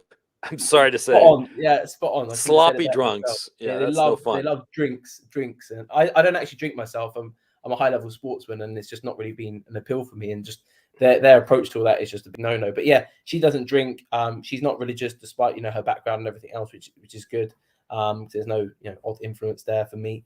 And she gyms of her own accord. She deadlifts over 100 kilos, but she's not like one of these big beefy gym women and stuff. She's still got a very feminine figure and everything. Speaks multiple languages, which is important for me. And yeah, I think the big thing is she's intellectually curious, as am I. So I remember our first few dates, we didn't watch films, we didn't do anything. You sat there and watched, including some of your videos. Actually, I remember the wage slave one really hit home with her. And yeah, we talk about the concepts. We don't always agree with every video that we watch, but we talk about the concepts in it. And obviously that stimulates further thought and that mutual connection of let's actually share these ideas or these concepts, So so again, it's been really well vetted for the past, probably 2 years now, actually. And I'm quite set on moving things forwards. I've quote unquote said to my buddies, or my Avengers crew, as we call them, that I've retired now from games. I've enjoyed my exploits. I hit the magic Centurion 100 figure, and I was like, okay, cool, I'm done now. I've got the right girl and everything else. So my question today, to be honest, lends itself to more obviously that context and that regard with her. So first of all, is obviously asking the question or propping that question, classic, getting engaged and everything else. Is that something you advocate? Obviously, you hear a lot of it goes in the name, but a lot of red pill content says, avoid marriage, especially in the Western world and things like that. And obviously, being in the position I'm in with business and whatnot is something I want to do because it's important to me as a value that I've grown up with and that I hold dear in that context of marriage and everything. But I'm at the same time being smart about it. I want to cut my cards, have a legal background, so I understand the okay. So you want to know whether to get married or not, and under what circumstances? Okay, this and if there's very any straightforward. specific methods, and I'll tell you the answer. Yeah. The answer is real simple. See, first of all, never get married unless she's knocked up. Period. Understood. There's no reason to. Okay. Yeah. And especially if she's not religious and you're not religious, you're like, there's absolutely no point unless she's got a baby. Okay. And the reason is because a lot of the better private schools require that the parents be married. They're not down with the whole, partnership, unmarried partnership shit. Okay. The better private schools. Okay. And this is international.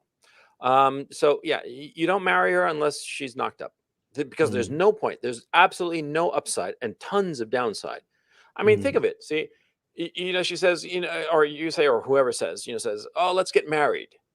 Okay. So you get married and all of a sudden you have this situation whereby legally you might be liable for all kinds of money. And what are you getting out of it? a fucking ring on your left finger. Big Pretty fucking much, deal. I mean, really, what exactly is the point? She's got a baby. That's a different story. Because you see, no baby, she can leave you whenever she wants. And bottom line, simple as that. You're And if you're married or not, yeah. married, yeah, and if you're married, she's got her hooks into you. I'm not saying, I'm not putting her down. Okay, I have obviously of I don't course. know No, this woman, yeah, right? for I'm sure, just for saying in sure. a pragmatic, thoughtful way. Why on earth would you put yourself in a position where somebody has their hooks into you legally, where you might be liable for a lot of fucking money, but she doesn't have any cost? You see? Because see, if she has a baby with you and you get married, yeah, sure, she's got her claws into you legally, right? And the baby does too, but the baby's your baby, so you don't really care, on the contrary, right? But here's the issue. She's not going to be casual about leaving you. In fact, a woman with a baby will not leave the husband unless the husband is like fucking evil motherfucker. Okay. I mean, like Yeah. literally a cannibal or some shit like that. Of course Some not. wacky shit, Okay. yeah, Because she's gonna be thinking to herself, why would I leave my husband when I've got a baby? I'm in an incredibly vulnerable position. And what happens also, especially, is that, see, if you're on the upper ring of the income spectrum, the upper rung rather of the Yeah. income ladder, see, poor people who are on the dole, yeah, they get married, they split up. It doesn't really matter because the government is giving the woman money, but and that money maintains their lifestyle. But when you're on the higher end, see, yeah, sure, the woman can apply for the dole from the government, but her lifestyle would be a lot fucking lower. You see what I'm saying? So there's no Yeah. incentive. There's tons of incentive for low income people to split up, for a woman married to a low income guy to leave him, because she leaves him, but she's getting the same lifestyle paid for by the government. See? So from her point of view, no change. Yeah. But a woman on the high end, and she leaves him, she's going to know that even if she gets like a big alimony, it's not going to maintain the same lifestyle that she was having before. So she's going to be thinking twice, 3 times, 4 times. And that, by the way, is the reason why high income women, or let me phrase it, women married to high income guys, they'll put up with him cheating. They'll put up with him fucking around. He could have like a permanent mistress and they'll be okay with it. Yeah, because they realize that if they make a to-do about it, he'll say, okay, you want a divorce? Fine. And, I'll do whatever the court says. And the lifestyle she'll get is going to be a lot lower. And What she's about- not going to like the fact that her standards of living is going to lower. And who's going to replace her? The girlfriend. Yeah. She's not going to be down with that. So she's not going to divorce the guy. And she'll stay in line. Stay in See, line, that's the One thing that a lot of guys, don't seem to understand. Okay. Now, another thing. See, you're a sophisticated guy. See, here's the thing. If you have a little bit of a legal background, you will know that in a divorce court, you can get really ass raped, right? You can get what we call it, divorce rape. Yeah. And so what you do is real simple. You go and talk to, before you get married, before you do fucking anything. Anything, yeah. Yeah, you go and before getting her pregnant or much less marrying her. Okay, before, like now is a perfect time. You go and talk to 2 attorneys, divorce attorney and an estate planning attorney. I don't know what they're called in the UK, but an attorney who takes care of people after they die, that sets up the will and all that good shit, right? Probate lawyer, whatever the hell it's called in the UK. So what happens is that, see, these guys will tell you how you can protect your assets. Now, here, the trick I learned was the probate lawyer. Okay, the lawyer who sets up wills and can structure your estate Assets. so that it pays as little taxes as possible. I had no idea about this until, like, I don't know, I must have been like 32 or something like that, 33. I wasn't even married, but a friend of mine told me about this trick, and he explained that, see, these guys, see, their specialty is protecting assets from government, the government tax man. But see, government tax man and an ex-wife essentially are after the same thing, your assets. The same function. Yeah. Yeah. They want your assets. And so a estate lawyer, an estate planning lawyer, can show you how to structure your assets in such a way that you don't lose your money. You don't lose your assets. Yeah. You see?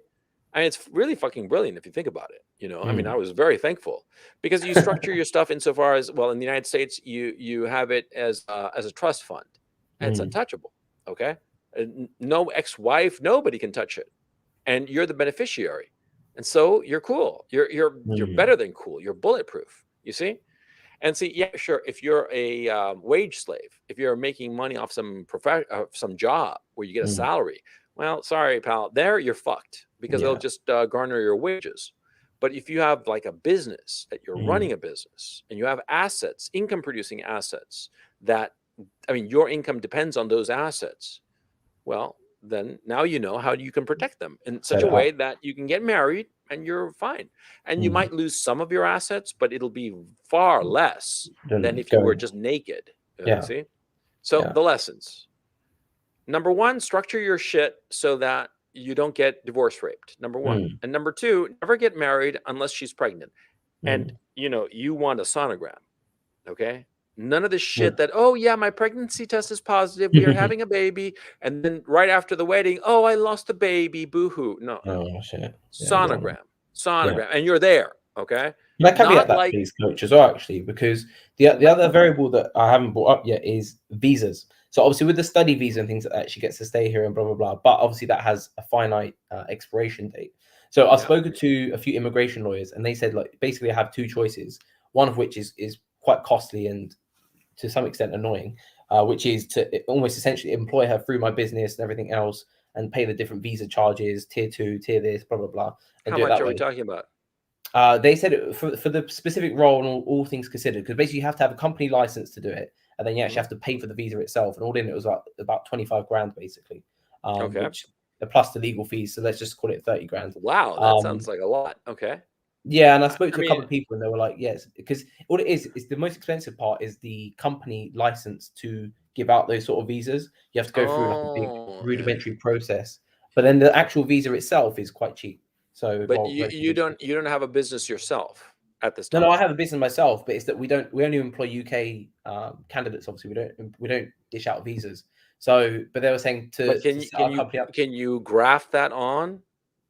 Yeah, but again, it's the cost of it all. That's what. Okay. Well, okay. I mean, and the time as well. Yeah. So you want to see if, well, then you'd really have the hooks in her. Okay. And frankly, in any kind of dynamic man-woman, you want to have the upper hand. See, I said this, and one of the lawyers I spoke to was one of my legal mentors, actually, and I really, really have a lot of respect for him, and he's got a very cool setup that I think actually one day I wouldn't mind having something, probably better than that. But again, at least that'll be really cool. And he said the same things, that whatever way I choose, even with the marriage approach, that if we divorce and things like that within a certain time frame, that she would actually have to go back to a country within a certain time frame and so on and so forth. Unless, like you said, we have kids and blah, blah, blah. But for me, like I said, obviously you can never be too sure, but she is the right woman for me. That for me is abundantly clear. And I've taken a lot of time and, like I said, testing that hypothesis. So that was the other variable that my legal mentor said is perhaps marriage would obviously circumvent a lot of problems, make it easier for you guys to travel and all the rest of it. Get her pregnant. Never. I mean, look, between married and no kid and popping 25 grand, I'd pop the 25 grand. Yeah, well, that's what I'm thinking. Yeah, this is like, it's a bit steep, but yeah. Yeah, no, look, it's a car, big fucking deal. You pay it, and you think, I bought a car. Oops, I crashed it. Done. I mean, but the idea of like getting married and no kid, fuck that. Fuck that. And Really? even with the shit that, oh yeah, if we get divorced by a certain set period of time, what is it, 2 years in the UK? I think it's a year, 12 months. Oh yeah, no, fuck that. Yeah. Fuck that. No. Pop the 25 grand or get her pregnant. Okay. Because we've spoken about it at length, to be fair, kids, and we're both on the same wavelenth completely about many, everything. Well, just, like I said, how many kids and the sort of time frames we're looking at. How many and when and what time frame? Yeah, sure thing. So generally we said 28, so probably about 2 years for her now. We're going to explore, build, and set things up, and then have kids. No. But obviously, to be fair though, to be honest though, Gonzalo, we speak about it every day, and we make jokes about it and everything else that I would happily do so tomorrow, and she feels very happy about that. But again, it's just a case of timing. Well, this is what you do. This is what you do. You get her pregnant now. That's what you do. Look, if she's saying, oh, in 2 years, It's more me. I'm saying that, to be honest. It's not so much her. She if I said to her now, I'm gonna get you pregnant, she'd probably be like, okay. Like there'd be maybe like 10 seconds thought. Then okay, fair enough. You know, she's Yeah. fully on board. Look, So you have 2-3 kids in 3-4 years, okay? yeah, And you locked her down, and that's that. job done. Yeah. Okay, I mean, as simple as that. Because we Okay, want kids. Like I said, it's what not. the That's not fuck really in woman question. in her right fucking mind is going to leave some guy Yeah. that she's married to with 3 fucking kids who Yeah. are all within, you know, toddlers or even you know, like No. I don't know, under the age of 15. Yeah. She's never gonna fucking leave a guy when she's No got like way. 3 kids. It's Yeah. never gonna fucking happen. Okay. Mm. See, look, the ultimate weight around a woman is kids. Mm. She's got 2-3 kids by you. That's it. It's Mm. done. Okay. Done. She's Yeah. not gonna fucking leave anywhere. Okay. Mm. And that will allow you to focus on your shit because you're not Mhm. gonna be worried about chasing pussy or thinking Yeah, that, you that's know, she been might. great actually. The past few months, not thinking about that has been fantastic. Yeah, because you're Yeah. focused on your fucking business, right? Yeah, for See? sure. And the thing is, now your anxiety, or not anxiety, that's too strong of a word, but like Reservation, I think. your reservation, or the thing that Yeah. that makes you think a little bit, you know, is that, will she leave me? Will she not? Will she fuck me over? Will she not? You're Mm. worried about that, which is normal. Mm. You lock her down with some kids, it's over. Okay. Checkmate. Yeah. And your anxiety will evaporate because Mm. you're going to be a fucking dad Mm. and she's going to be a fucking mom. Okay. Mm. And that's that.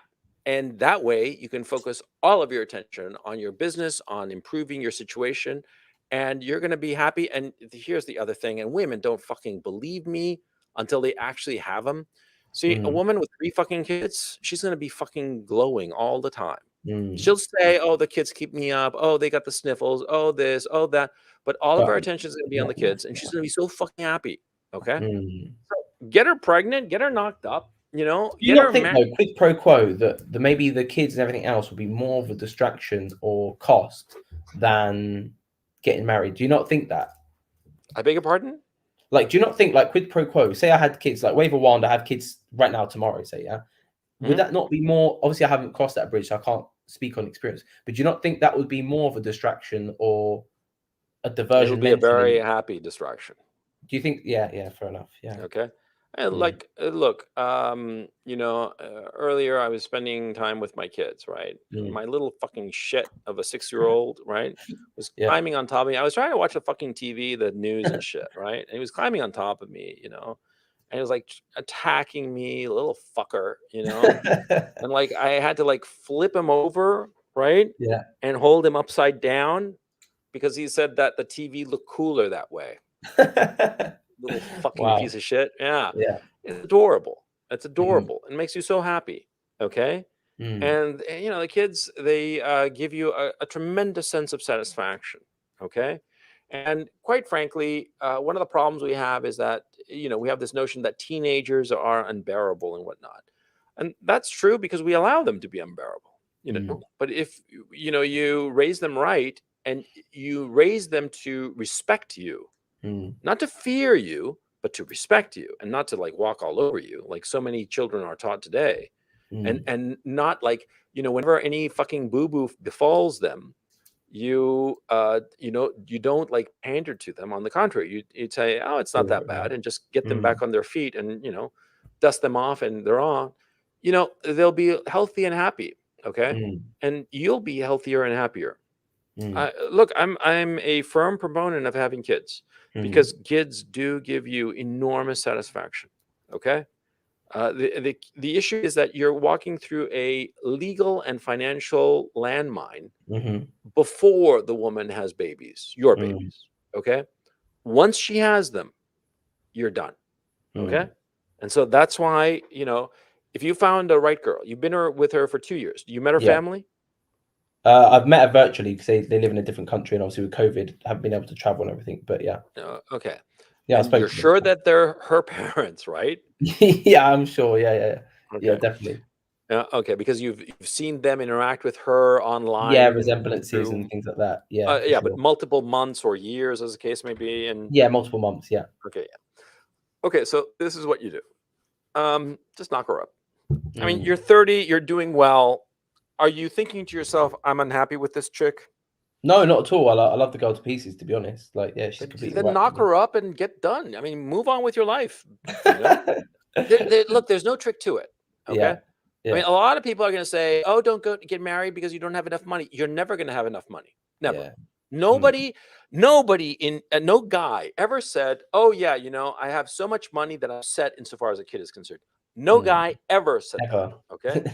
Yeah. Because we're always thinking, oh, a little bit more would be better. You know, I mean, you know, Could have this, could have that. I got $1 billion cash, but you know, $1 billion too, man, and then we'll really be able to afford the baby. All right, that's stupid.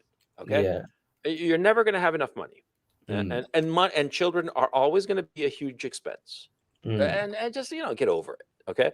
And if you're 30, you fucked around, you had your toys and all your shit. Oh yeah. Let me ask you, right the fuck now. Is there anything that you really want to buy? I mean, that really just itches you so bad? I'm asking. The only thing is, and it's not something that I couldn't have done, is literally I've had this dream goal to have a Ferrari for so long, and instead of literally buying one, I've hired like 15 staff and all the rest of it instead, which obviously costs way more than a Ferrari would cost. But it's just like one of those sort of bugbears that I could probably do tomorrow if I really wanted to. But other than that, not really. No, I haven't got any other purchases. Yeah. Yeah. Well, look, once you have a kid, man, you'll be set. So, Mike, go off. You know, be fruitful and multiply, my son. Okay. Thank you, Gonzalo. I'll be seeing you soon. Take it easy. Hey, Jonathan, you're back. Prodigal son returns.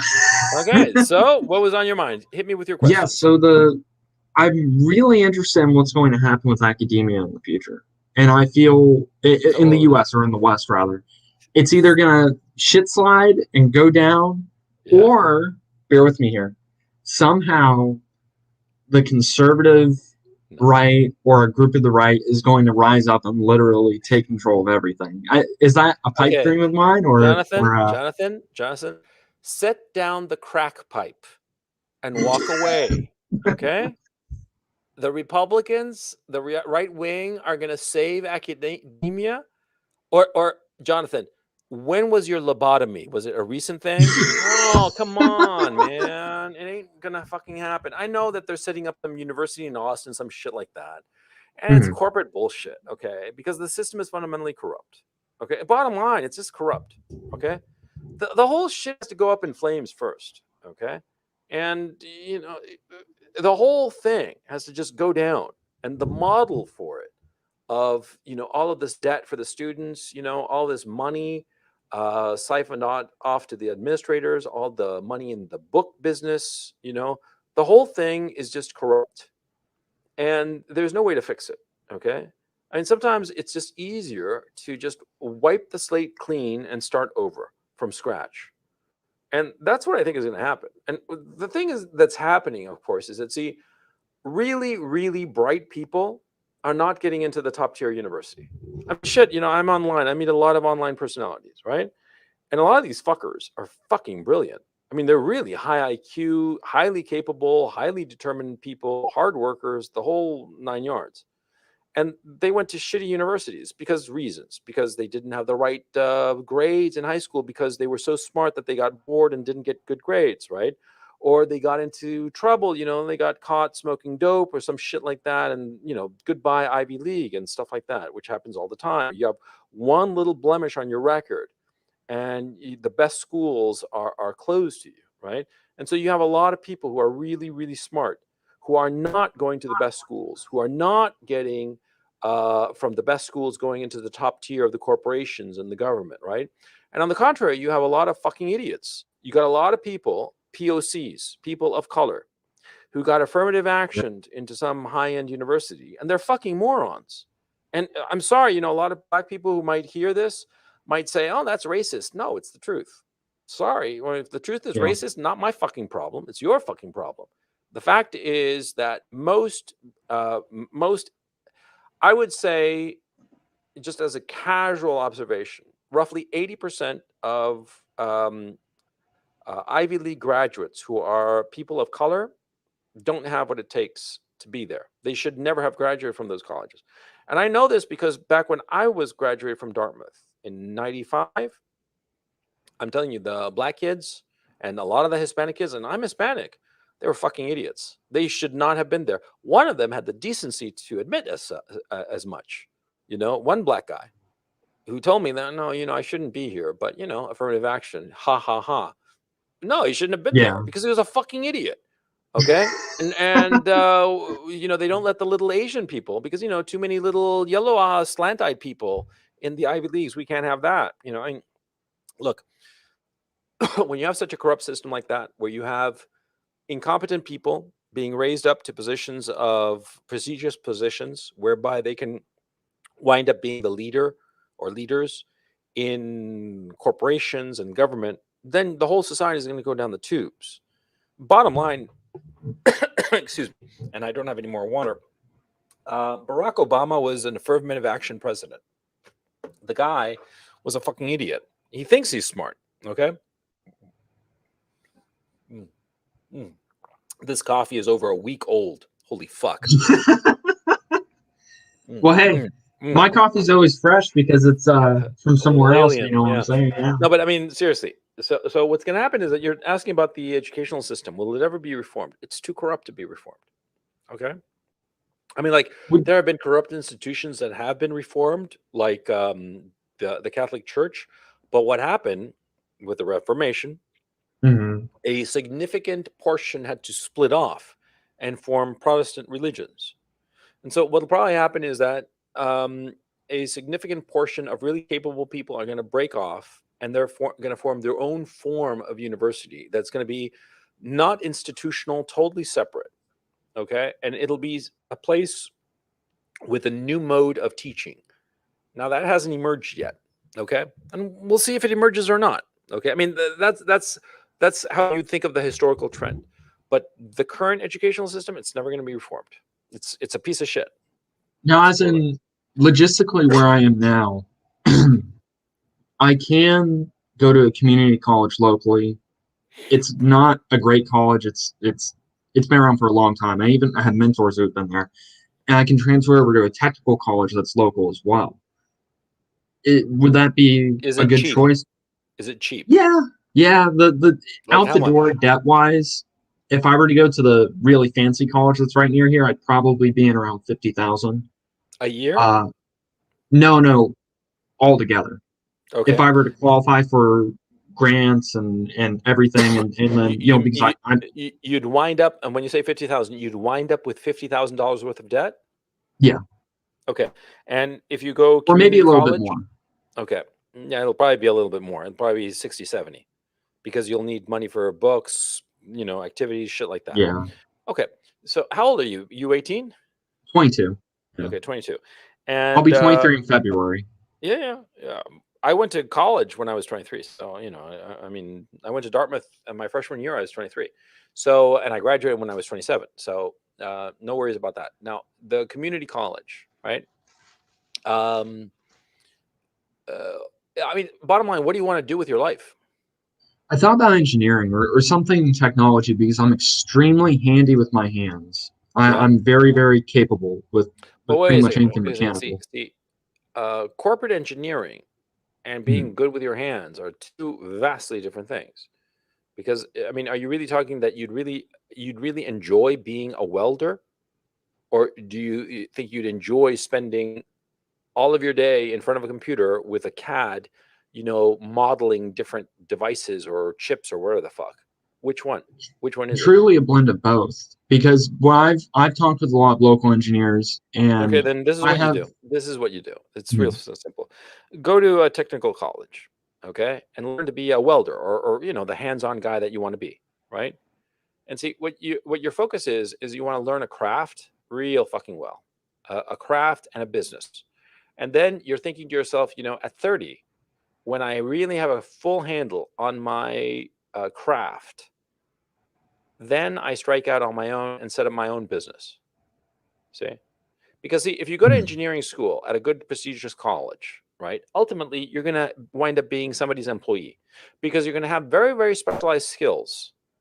So specialized that you cannot create your own business out of it. See, these guys that have highly specialized skills, what happens to them, their life cycle is like this. They go to college, you know, and they work as an engineer. Say it doesn't really matter because it could be any kind of highly specialized skill. You know, engineering school, then maybe a master's, maybe even a PhD, and they get hired by a company that requires somebody and is willing to pay a high salary to somebody with these extremely specialized skills. Doesn't matter what they are. Okay, and so the company hires them because nobody else will, because they're so specialized and so high end insofar as the capital requirements to do this particular profession, that only a big corporation would hire them. I mean, like, for instance, suppose you are an engineer and you develop like some high-end silicon chip. I mean, that's the specialty that you did in engineering school and in your master's or PhD, right? And you know how to do this special chip made of, I don't fucking know, gingerbread cakes for all I know, right? And so the thing is, see, you're very specialized. So who can hire you? Somebody who has the infrastructure and the factories for your skill. Nobody else. It's not going to be like some fucking, you know, mom and pop shop, right? It'll be like a big corporation with thousands of employees, sometimes tens, sometimes hundreds of thousands of employees, and you'll be a little cog in their R&D, you know, department or whatever the fuck, right? And you'll get paid real well, but you'll be an employee. You'll be at their mercy, right? And you'll be there being this thing, and maybe you'll rise up in this corporation or whatever. And eventually there'll come a point where you might decide, oh, you know, I want to be my own boss. And what will you be? You will be a consultant, and you'll set up your little consultancy shop. Maybe it's just a one-man shop. Maybe it's with a few guys. But what'll happen is that, see, you're the people that you will sell your services to will be the corporation you used to work for or other similar corporations, you see, because you're so specialized. That's the problem. But see, if you decide to go the low end route and you're like a welder and you think, well, a welder, that's a very modest profession. Well, yeah, but being a welder, a good one, is really fucking hard. Okay. If you ever welded for the first time and you see it on YouTube and you're like, oh, that seems fucking simple. And the guy's a fucking retard. I can do that. And then you actually weld and you're like, fuck, this is hard, you know, because basically, you know, when you weld, you're blind. Yeah. You know, it's really fucking hard. And so I've done it. It's not fun. yeah, it's hard. And so, and it requires a lot of practice and a lot of skill. And you have to have Yeah. extremely high proprioception, which is proprioception is the sense by which you know where your limbs and body is in space. Because you need that so that you can basically not see what you are welding, because you don't see what you're welding because of the shielding. So anyway, the point is, see, you become a welder and you work welding whatever the fuck, right? In some business, like say mining. And if you're smart, if you got brains, you'll figure out, oh, you know, these guys need this particular service, this company that I work for. And that would be a good business. I could set up my own business in this particular aspect of this and get hired by them, you see, and have my little company. I can hire other welders and I can teach them or direct them to do this thing. And all of a sudden I have a growing business that actually does something as opposed to being a consultant. And you see, you won't need to depend on the one big client, the one big customer, or the few customers who could hire you. Because that PhD in engineering who could do like chips based on, you know, gingerbread men or whatever the fuck, that fucker, he can only be hired by like 3 companies, maybe 4 tops. But you can be hired by all kinds of companies all over the place. You see what I'm saying? Yeah, there's a very I was viewing it in a very narrow path, and I can see how I even know a few engineers. They're great on book wise. They're Sure. really good at math and everything. But besides that, they're social retards outside of that. They work for and I'll give them that. They're smart. But I'm literally 20 minutes away from Northrop Grumman headquarters and Harris, big military industrial complex companies. Yeah. And all the people that work there are just cogs in the wheel. They're just what? Cogs in the wheel. Right. Do you want to be that? No, Do you never. want to be that? Okay, then. See? Look, there's a saying in Spanish, mejor cola de ratón que cabeza de... mejor cabeza de ratón que cola de león, which means literally, it's better to be the head of a mouse than the tail of a lion. Okay? So don't be foolish.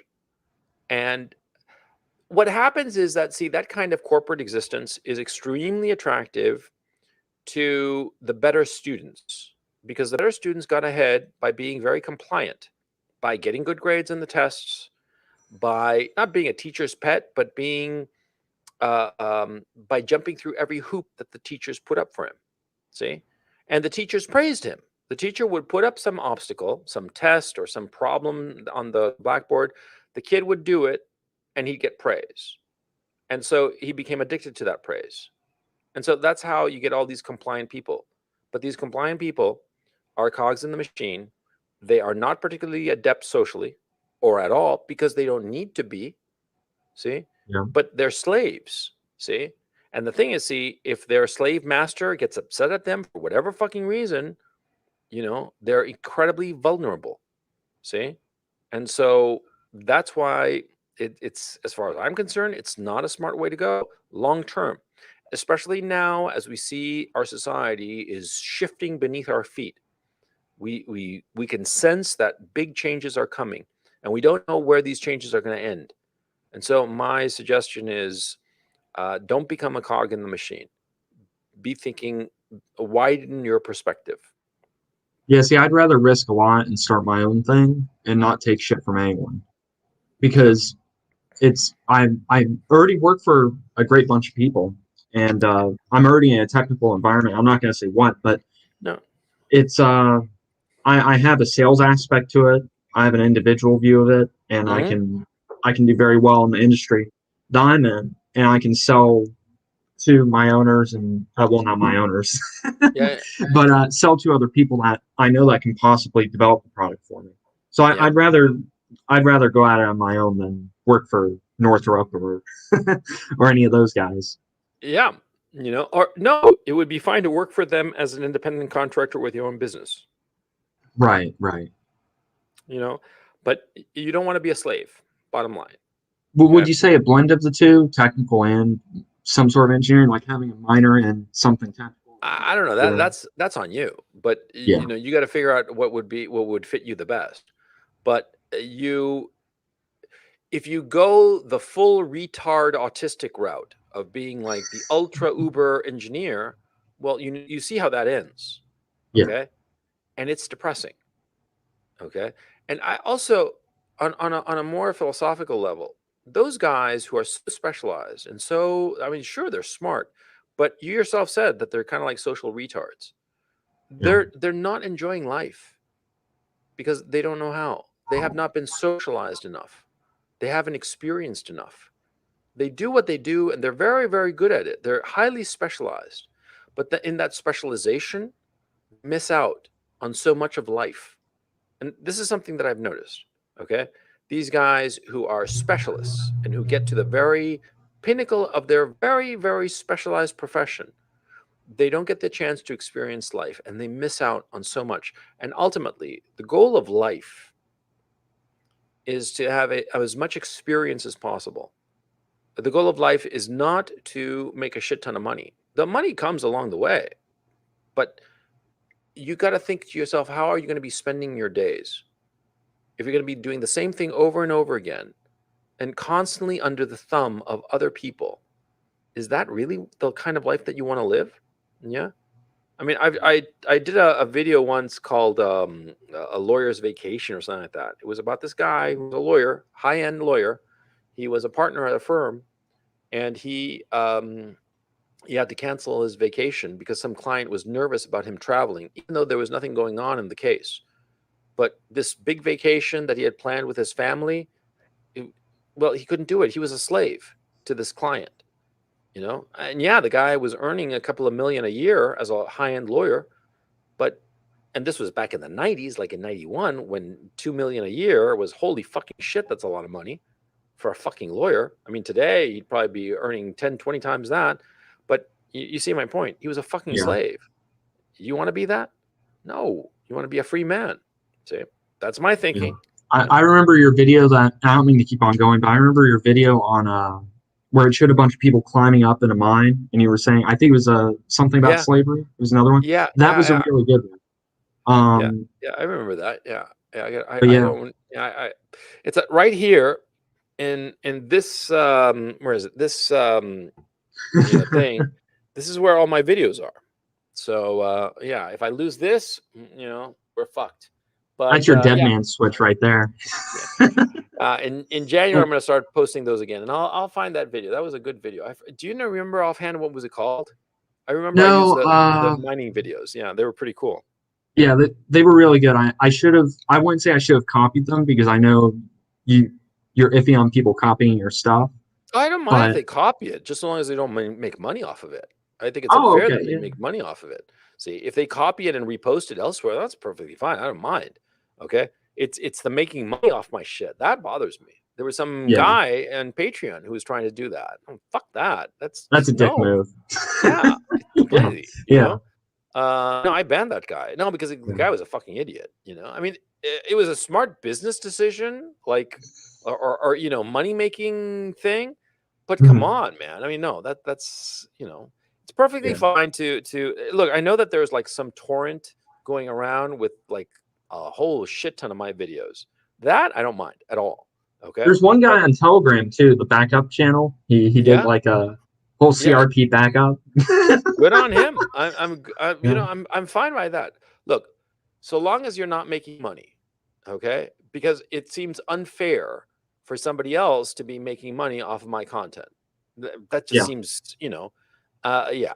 I mean, like for instance, if you wrote a song rather, right? And I took the recording and started selling it and making money.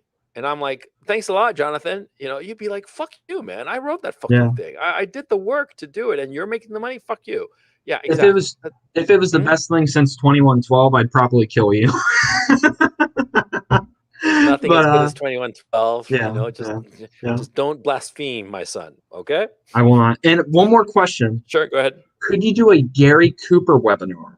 I'd love to see Gary Cooper. Gary Cooper. I'm a huge fan of Gary Cooper. Okay. I really like the Fountainhead that he started in the 40s. Man, you got to make one. Yeah, you have to make. I've never been a Gary Cooper fan. Okay, that's an unusual request. Okay, let me write that down. And where the fuck are my notes? I'll just use this. Gary Cooper. Yeah. Please do. Yeah. Sure. I mean, why the hell not? I'd pay $20 for that. I'd bump up my Patreon subscription for that. Why? What's your thing with Gary Cooper? He's a Chad. He doesn't have a great jawline, but he's still driven. He does everything he wants. It's the ideal guy. But my guy was always Humphrey Bogart. I was always a Humphrey Bogart guy. Wasn't he in Casablanca? Or he was? Yeah, I saw that in the theater a while back. I saw that in the theater locally. Really? It was great. Oh, yeah, it was really cool. Yeah. But that and shit, there was one more thing I was gonna ask you. Write it down. Guess that's it. I wrote everything down, but I just threw away my notes. I thought I had everything. That's cool. You take it easy, man, okay? Great talking to you, Coach. Thank you. All the best. Hey, Seth, how's it going? You there? Seth? Yeah, I'm right here. Hey, how's it going, man? Doing well, yourself? Pretty good. I like your avatar, man. Is that you? That is me. It's edited though. It's not a painting or anything. I used to do open mics. So, what's on your mind, man? Thanks for being on. Yeah, I got 3 questions relating to mayhem. Yeah, sure. Go ahead. All right. So, one is getting over fear of breaking the rules. I used to be in the military. I'll tell you. Then the next one, the next homework assignment is actually the much more challenging. And it's very simple. It's going around without a mask. Oh, actually, I have no problem doing that. Well, okay. If you're in like a Florida or someplace, or Texas perhaps, then it's a non-issue. But there are a lot of people who are in these mask zones, and the masks don't work. It's stupid. But everybody's being conditioned to wear them. And, you got to, that's one of the things I'm working on, because it's going to be a long process to get people to like Alex Jones said, to break the conditioning, So yeah, but anyway, you were saying about mayhem that you're in the military, and go ahead. Oh, I just wanted to say like breaking rules is kind of hard for me. Like I can do a lot of crazy things. I've jumped out of planes. I've done, live Yeah, fire but you exercise. were I've never ordered been in to. war. You were ordered Yeah, I was to. ordered to. You were ordered to. Exactly. And what's the point of the military? To defend a nation. Sure, but okay, let me rephrase Yeah. it. Sorry. What is the point of military training? To prepare me for battle. To condition you. To condition. Okay, yeah, it's a condition. Yeah, that makes sense. Yeah, it's a conditioning, and the biggest element, especially in basic training, what are they teaching you in basic training? To comply. Yes. Oh yeah, And yeah, and that's part of the reason why I got out. Yeah, and everything that you do in the military, a big chunk of it is more elements of getting you to comply. You're training, you comply. When you say yes, sir, no, sir, thank you very much, sir. May I have another? I mean, like all of that. What's that? They're compliance tests, compliance exercises. You're constantly and relentlessly being told to comply. How old are you at this point? I'm 25. Okay, so you were in the military, what, 5 years? Roughly 5 years, a little less than that. Yeah, that's a fifth of your life, and roughly half of your adult life. So it'd be weird if going against all that compliance that you were, that effort to make you compliant didn't have a strong effect on you, and that you didn't find it really, really hard to get out from under. It's inevitable, of course. See. I mean, think of it. If you're subjective to a kind of training 24/7 that emphasizes compliance for half of your adult life, assuming you start being an adult at roughly 15, and now you're 25, and you were there for 5 years, that's half of your adult life. And of course, you're going to find it difficult to break any rules because it's been drilled into you to follow the rules. Now, by the way, I am not anti-military. I mean, shit, lots of people in my family were in the military. Both of my grandfathers were naval officers who did very well. But the issue becomes, compliance is incredibly useful. To be a compliant individual, to follow the rules, is incredibly useful for an organization and also for the individual. Because a lot of times what happens is that when you are on the compliance track, you just follow what you're told and it's easy for you. And a lot of times within the structures of limitation, you can excel greater than if you had no limitations. See, like for instance, you said that you had to jump out of an airplane. I bet you were scared shitless, but they told you, jump, soldier, fucking do it now because that's the order. And you jumped. And because of it, you got over your fear. You became a better man because you complied. So you see, I'm not against compliance per se, okay? In certain circumstances, to comply is beneficial to the individual, not only to the organization. You see what I'm saying, Seth? Yeah, I see that. But here's the thing though, like doing things like that, I've done it enough times to the point where it doesn't, I don't get an adrenaline rush out of that or any sort of thing like that. Out of what? I'm sorry. Jumping out of an airplane or doing some crazy thing with a live fire exercise or whatever. But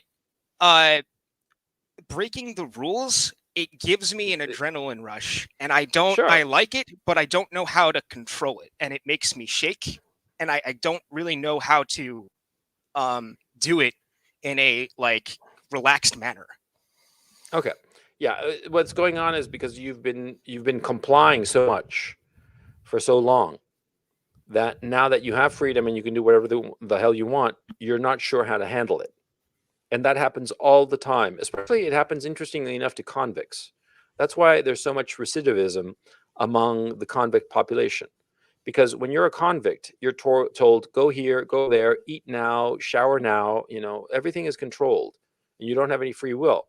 And so when you are released from prison, for whatever reason that you were in there, right? You're released, you have all this freedom, and you don't know what the fuck to do. And you wind up fucking up because you get drunk on the freedom and you don't know the limits of it. Okay. And that's why so many criminals wind up getting arrested again and get thrown into jail again. There are other people, of course, who go back to jail after being a convict because they can't handle the freedom of the outside world. And so they deliberately go and break the law. I heard of one bank robber guy who had been in prison for God knows how long. And he came out and he just couldn't fit in, and he just went to some local bank with a note saying this is a robbery. He wasn't even armed, no knife, no nothing. He just wanted to be arrested, thrown back in jail because he couldn't handle life. And think of it. I mean, the guy, he had mental health issues. He wasn't a criminal, or he might have been a criminal back in the day, but then That's all his he knows. recidivism, it's fear. It's fear. You have so much freedom that you're afraid of it. And so you get drunk on it and then flee from it. You don't know how to handle it. Yeah. Okay. I want it so bad. I want to be that guy that, doesn't care, but just like deep down, it's very hard to do. Yeah. So you heard my recording on mayhem about what is mayhem, right? Yes. Okay. So for those of you who didn't hear the broadcast, the idea was, let's see, in the movie Fight Club, the character of Tyler Durden, I mean, a lot of fucking morons say that Fight Club is homoerotic. That doesn't make any fucking sense. Because, see, the character of Tyler Durden, played by Brad Pitt, he is a mental projection of the protagonist. The protagonist is never named, and he's played by Edward Norton. The Brad Pitt character, Tyler Durden, is what the narrator wants to become. Okay? The protagonist, the narrator, because they call him the narrator because he tells the story as the movie progresses, right? The narrator, see, he is stuck in his life. He's a wage slave. He's a bot at some corporation, basically, and he wants to break out of it. And so he comes up with this character, which you discover 2/3 of the way through the picture, that this Tyler Durden character, rather, is a fiction. It's not that there's homoeroticism. No, because the narrator doesn't want to fuck Tyler Durden. He wants to be Tyler Durden, right? And Tyler Durden is the way for him to figure out what he wants. Tyler Durden is his ideal version of himself. And so what you have to do, Seth, is you have to think to yourself, who's the best version of me? What does he look like? What does he do? Mm-hmm. I'm a great believer in daydreams. Daydreams are incredibly important, it seems to me, because when you daydream, when you just let your attention wander and you imagine yourself being somebody else, doing other things than you're doing, it doesn't matter what it is. You could be dreaming of being an astronaut on fucking Mars or whatever the fuck, right? But you have to focus on the things that in the daydream make you happy, that you're daydreaming and you like thinking about the daydream, certain parts of it, right? And you let your attention drift in those directions naturally, not forcing it, okay? And then later, you analyze that and you say to yourself, well, why did I dream of this? Suppose, let me give you a hypothetical example. Suppose that you have a daydream whereby you are a famous rock star, and you're a famous rock star and you're really good at playing guitar, say. Mm-hmm. And this is a daydream I had when I was a boy, when I was like 15, 16 years old. And you daydream of being a rock star, and you have like an involved story about how you're a rock star and you play these songs and blah, blah, blah. And you're like a guitar hero and all the groupies love you and all that shit. What is that? That daydream, you step back from it. You indulge the daydream, but then you step back and you sort of like look at it from afar and you say to yourself, well, why was I daydreaming of being a rock star and getting all this adulation? Maybe because in my life, I don't feel that I'm getting enough attention. And maybe I should focus on trying to acquire that attention from women. Now, how could I do that? You see the process. Mm-hmm. The daydream will help you identify the things that you lack. Now, pretending to be a better version of yourself, thinking to yourself, I wish I were Tyler Durden. I wish I were Tom Sawyer, because that's the other piece of art that it's a great song. But the narrator of that song, Tom Sawyer, is a mental projection. If you listen to the song, and the song is older than Fight Club, you realize that the narrator wants to be Tom Sawyer. Yeah. You see? And so that's the point. The narrator is not Tom Sawyer. The lyrics are pretty famous, though his mind is not for rent. Don't put him down as arrogant. He's reserve, a quiet defense, writing out the day's events, the river. Right. That's the narrator of the lyrics describing who he wants to be. You figure out who you want to be. And what you'll find interesting is that, see, that idealization that you have, that guy, and I suggest you put a name to him, that guy will limit your excesses. You see, by trying to fit that ideal, you won't go overboard. Because you see, that kind of a persona, what is he providing? He's creating like the channel for your personality. Because without him, you have no limits. You can go anywhere. Excuse me.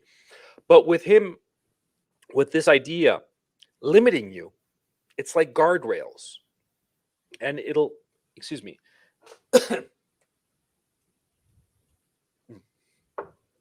Oh, my voice is going, man. I'm not going to last much longer. Oh, no. Sorry about that, guys. But I think, Seth, you might be the last guy. But anyway, the point. This imagined version of yourself will provide the bumpers, the limitations, so you don't go overboard. Okay? So let yourself daydream about the guy you want to be. Imagine him. And if you can't imagine him on your own, focus on some character in a movie or some person in the public spotlight and say to yourself, I want to be like that guy. Okay? I mean, you know, focus on the qualities of him that you admire, of course. I mean, you don't want to literally be that guy, you know? Yeah. You want to, imagine yourself that guy, and what is it that you find, that you want to be? See? Excuse me. That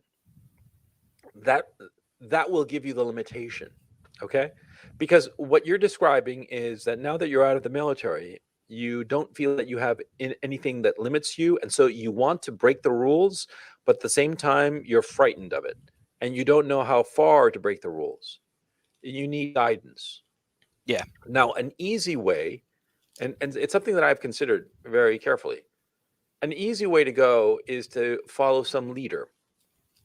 But see, you will be exploited that way. It's inevitable. And the leader the man who positions himself as that leader, he will try to exploit his power.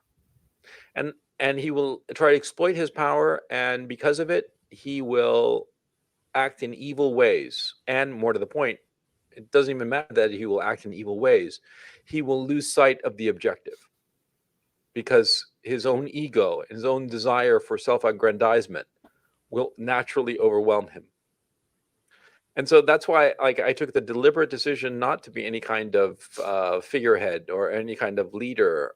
I don't want to be a leader. Yeah, that's why I follow you. Yeah. I'm not interested in having like a bunch of acolytes and a bunch of suck-ups and shit like that. There are other YouTubers who are down with that shit, and they exploit it, and they set themselves up that way. And they have like a whole retinue of people who follow him and suck up to him. And I can mention a couple, but I'm not going to. But I made a conscious, deliberate decision that I don't want to be the leader of anything. I want to just point, just that way. That's the thing that we got to be careful about. That's the thing we got to do. But not me running shit, not me like, no, because the thing that I'm good at, oh, no, that's not even it. I could potentially lead a movement, but it would lose sight, and it would be bad for all involved. And I think that it's much more powerful and longer lasting if it's truly organic and not some guy trying to take over and take control. You see what I'm saying? Actually, I have a question regarding that. Sure. Just the second one. One thing was some sort of standard procedure to posting your videos. Well, our videos, the videos that put them in. Just post them. How you do it, you're gonna have to figure it out. But I mean, like to maintain anonymity, or you're not that worried about it. And by the way, a lot of guys, they go overboard on this kind of like paranoia about, oh, they can track your data and shit like that. You see, You know, if you take some simple precautions, you know, if you're using a used GoPro and what you call it, and some crappy old computer, perhaps somebody else's computer, you know, or pick up a cheap laptop used that's been wiped and just use it dedicated just for this, nobody's ever going to know, you know. I mean, you know, it's and at the end of the day, see, there's also the other issue.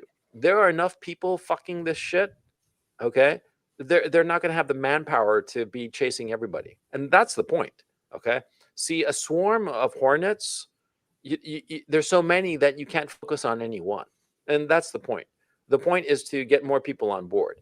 The point is to just spread it around, because the point is that, see, we've gotten to the situation whereby,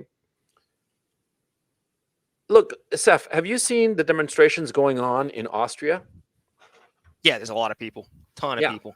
I mean, tons of people, right? Austria is not that big of a country. It just has a few million people. Let me just Austria population. It's very small. It's 8.9 million people. Okay, and these demonstrations have tens of thousands of people. I mean, it's a significant percentage of the population. Okay, and you know, to go out and protest and have signs and shit like that, that's a commitment. That's not that the people are like, oh, you know, I don't have anything better to do on a Saturday afternoon, I think I'll go protest. No, that's a bunch of people who are really fucking pissed off, right? Yeah. And the government, and there are, you know, the latest are saying over 100,000. Okay, 100,000 people, dude. You know, you're talking about 1% of the population. And you say, oh, well, 1% of the population is no big deal. Well, in the United States, that would be 3.3 million people demonstrating. That would be fucking huge, right? Yeah. But, you know, the press in Europe is ignoring it, not even running video. I mean, just totally ignoring it. And the leadership classes are completely ignoring the will of the people. You have a significant piece of the population that is pissed, and they are demonstrating. And the government of the people, by the people, for the people is saying fuck you to the people. And that's happening in the States too. Don't tell me it's not. The people in the States are sick and tired of the fucking crime, sick and tired of the lockdowns, sick and tired of the bullshit about the shots, and now 2 shots are not enough, 3 shots, and then maybe a 4th shot. And oh, the Omicron, that's going to be 3 separate shots altogether. And everybody's like, what the fuck? And people are starting to notice all the heart attacks and the aneurysms and the strokes and shit. And everybody's like, what the fuck? A 5-year-old having a heart attack is not fucking normal. And the fucking press is lying about it and saying, oh yeah, you know, it's normal when, you know, elite athletes drop dead of a heart attack in the middle of a soccer pitch. And you're like, dude, what the fuck you talking about? That's never happened before, ever. You know, I mean, if you look on Wikipedia, they have lists of soccer players who have died while playing soccer, right? I mean, like a bunch of them were struck by lightning. Now that's fair enough, you know, but a heart attack, you know, guys who are like in their 20s who are running around all the fuck. That's why I hated fucking playing soccer in Latin America, right? Because you have to run out of the fucking ball all day. I found it boring as fuck, but it gets you in unbelievable shape. And you're telling me that those fuckers who are pros at this shit are dropping dead of heart attacks on the field? What the fuck is going on? Everybody knows that something is really fucking off. And the leadership is just ignoring it. And so you get to a point where you cannot just gently tap people on the shoulder. Huh? My girlfriend's a pharmacist, and what's she saying? She's actually she's actually getting her doctorate in May, but she I don't know, it seems like she tries to skirt the whole thing around, and I think she knows that something is up, but she just doesn't want to express it. And I will, you know, I'll point these things out to her. Is she vaxxed? She is, and she's fucking vaxxed because you understand, like rotations for like medical school and stuff like that. Sure. She did a rotation, and in order for at a vet, and in order for her to go see the fucking animals, she went and got vaxxed. And I know that, like, I know there was other things, but that was like the thing that went her to go out and go get it.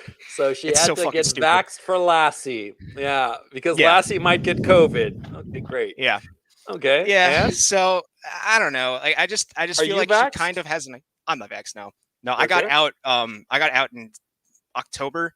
And Yeah. I was supposed it was supposed to be a deadline in September for me to get it, but I was already on leave, and Yeah. So you know, skipped it. no one Yeah. no one bothered to chase me down for it. But yeah, But- I and let me ask you. Okay, hand to heart, no fucking around. Does she sense that something's off about the vaccines?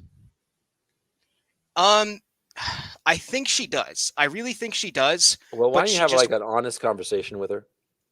Yeah. Mm. I don't know. It's just every time How I long bring have it you up. been with her? How long have you 3 been with her? 3 years. Okay, so it's a serious thing. Okay. Yeah, it is serious. So you know, whatever her name is, you know, Mary Beth or whatever. What's her name, by the way? I mean, Casey. just Her name's Casey. Okay. Well, why don't you know, take her out like in a calm situation. You know, take her to a park and go for a nice walk and chit chat about whatever the fuck. And a walk is a walk in a park is a good reason, because the longer you walk, the farther away you're going to be from the car. So Mhm. she's not going to be able to just up and leave. Okay. And you'll have plenty of time if she gets upset. You take her for a long walk to some park somewhere, and you just chit chat. And when you're like a good, you know, few hundred yards away from the car, or any possibility of her running away, like metro station or wherever the fuck, you bring this up and you say, look, you know, we really got to talk about this vaccine. What the fuck is going on there? Because you've been off and you're skirting the issue, and I want to know what's what. Okay. And you bring it up, and you bring it up in a non-confrontational manner. And you try to ask her, you know, honestly, what's going on? Because, and you tell her, I've been hearing some crazy ass shit online. And at first it's just, you know, on internet bullshit. But after a while, you get so many cases that you start to say to yourself, maybe there's something here. Because, like, for instance, in my Yeah. case, I'm speaking as CRP, not as you talking to Casey, which I hope, by the way, you have this conversation, but as CRP, right? A couple of months ago, I heard like some mortician in the United Kingdom saying that he was seeing a lot more dead bodies, blah blah. That there were a number of people were just off the charts. And I was like, you know, this guy's anti-vax. He's pushing an agenda, so maybe yes, maybe no, whatever. You know, I mean, I just sort of like, I didn't discount it, but I didn't take it as like a given. But then, like, it was Tucker Carlson who mentioned about Alex Berenson keeping an eye on the mortality rates. And that made me like, whoa, what the fuck? Because Alex Berenson is this journalist. He's got a thing on Substack, and he's a former New York Times journalist, the health and science journalist, I think, of the New York Times. And he left / got fired. It's unclear. I think he left because he thought that the shit that they were publishing in the New York Times was just not accurate. That was just bullshit. And he's got a Substack, and he's got like 100,000 followers on Substack. I mean, he's probably making good bank there. But the point is, he's been tracking the number of dead people. And see, the key issue is that you can't fake dead people. Either too few or too many. See, I mean, like, you get hit by a bus, and I'm the mortician, and I say, oh yeah, he had COVID. Died of COVID. You know, getting hit by a bus was a contributing factor, right? And you know, mark up the dead guy as COVID death, right? You can fake that, but you can't fake a dead body or unfake a dead body. You know what I mean? I mean, I'll drop things like that. Yeah, I'll drop things like that to her, and like it almost seems like she makes an active effort to not to not look up and look into these things, which is kind of surprising because she does look into a lot of things as a student all the time, but she doesn't really look into COVID things, and I think she's actively trying not to. What do you avoid? What do I avoid? Yeah. As far as what do you avoid? What do you mean by that? You avoid pain. Pain, yes, pain. Okay. Yeah. You avoid things that are going to hurt you. You avoid things that you're afraid are going to be true. You stick your head in the sand. It's normal. Okay. Yeah. And so what's going on with Casey is that she knows that something's off. See? Mm-hmm. And she just doesn't want to look at it. And you'll find that you're a young guy. You're 25. Okay, you're gonna discover that women are masters at that shit. Okay, women lots of times they'll know the truth and they'll know how ugly it is, and they'll just pretend it's not true, or they'll just pretend. See, I mean, how do you think that there are so many women, they get married to a second husband, right?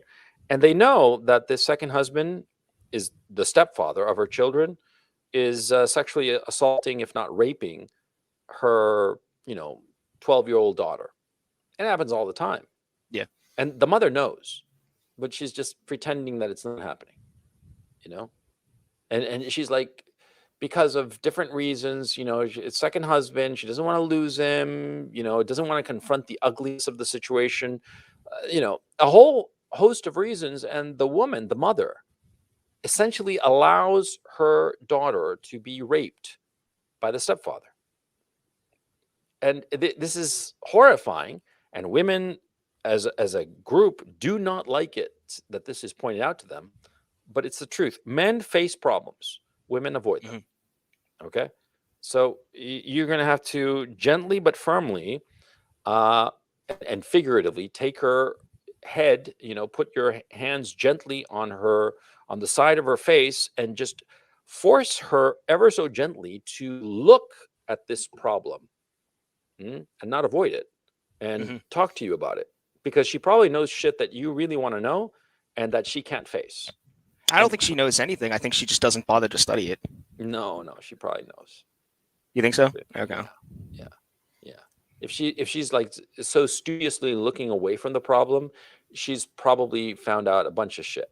Okay. And I'll tell you something else, by the way. Once this is a fearless prediction. If she does know, because of the grapevine of her occupation and whatnot, if she does know shit, once you get her talking about it, it's going to be like a fucking waterfall. She's going to talk nonstop about this shit. Okay. And my thinking is that when the dam breaks on this thing, people are going to be talking about this shit nonstop. I mean, dude, see, right now it's the deafening silence. But when this shit breaks, it's going to be wall to wall this shit. Everybody's going to be talking about this shit. Okay. It's going to be like the topic for like a year. Okay. So yeah, if I were you, I'd gently but firmly put her in the position that she has to talk about it. Okay. And by the way, a final issue, Seth. You've been with her 3 years. How old is she, by the way? She's 26. Actually, we have to share the same birthday, but we're just 365 days apart. Okay. She probably needs to talk about this. Okay. Yeah.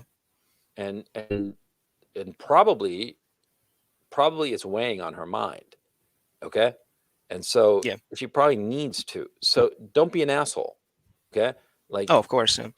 Set it up so that, you're the shoulder she can lean on, because if she's seen some nasty shit about this shit, she's scared for herself, and she's terrified about whether or not she'll be able to have a baby. Okay. And that you have to keep that in mind, because if you got the shot and she's been hearing the horrible shit going down, then she might be terrified that she will never be able to conceive. And that's a big blow to a woman. Okay. So you have to understand the dynamic of her head. In her head, she's thinking not that, these horrible things. She's thinking, did I take a medicine that will leave me sterile, that will prevent me from ever having a baby of my own? You see what I'm talking about? You see how serious this shit is? Yeah. See? So you gotta force her to talk about it. I obviously do not mean force her in the physical sense. I'm talking about in the psychological sense. You got to oblige her to talk about this shit, but recognize the terror that she's probably feeling. Okay. So yeah, good luck with that. Okay. All right, Coach. I appreciate it. No, my problem, man. Take it easy. Okay, so guys, I'm gonna call it quits because I've been going on for close to 3 hours and I'm a little bit out of it and I'm losing my voice. But the one thing I want to emphasize, there have been issues about different issues that I found really interesting, and I hope that whatever blatherings I had helped you out. But you got to keep in mind something that's really, really important. See, insofar as this whole vaccine shit, you got to keep in mind that I personally think that this is horrible, and I think that the consequences, well, we're starting to see them, and they're only going to snowball. Being like, oh, I was right and you were wrong, ha ha ha, and doing this kind of thing, it serves no purpose. Okay, it serves absolutely no purpose. Like with Seth's situation that we were just discussing now, him and his girlfriend Casey. You got to think of to yourself, a 26-year-old girl who probably dreams of having a family of her own, and she's probably terrified that now she won't be able to. She won't be able to have children. Do you have any idea what a blow that is? Okay. I mean, no normal woman will casually say, oh, yeah, I can't have babies. Tee hee hee. It's a huge blow to them. Okay. And so you got to keep in mind that a lot of the shit that might be going down over the next few months and a couple of years, it's going to be pretty intense. And, the whole, I was right, you were wrong. That's just dumb. Okay. What you have to do is be compassionate and gentle as you possibly can. But look at the truth and get the people around you to look at the truth. Because, like I said, I believe that right now we're in this phase of everybody denying what's obvious. But with more bodies piling up, and that's the thing, more bodies are piling up. The numbers are coming out of Germany, for instance. I posted them on the Telegram channel. Right now, over the last few weeks, like 3-4 weeks, they've had twice as many deaths of all causes than is normal in previous years. Twice as many. And the numbers are increasing. And what is that? Well, because there are more people in Germany that got the jab, the shot. And they're not dying, or it's not being written down that they died of the vaccine, but more people are dying. And they can't deny that. And more people are dying in the States. A lot more people are dying in the States. Look up the numbers. The numbers are floating out there in the internet. You don't have to take my word for it. A lot more people are dying in the United States. A lot more people are dying in Germany. A lot more people are dying in the UK. They've got like really good figures for that. And see, it all more or less correlates to widespread vaccination. And yeah, correlation is not causation. Yeah, but I mean, come on, we're fucking adults. When two things happen more or less at the same time, or one follows the other, we know. Come on, these soccer players dropping dead. Come on, what the fuck you think is going on, huh? Those guys are in tip-top shape, huh? So this shit, it's coming, and so you have to be compassionate. You have to be compassionate and kind to others, And it serves no purpose to be an asshole, okay? Especially now when what we need is for people to get fucking realistic. Now, why do we need people to get realistic? Because they're coming for the kids, for the little kids, okay?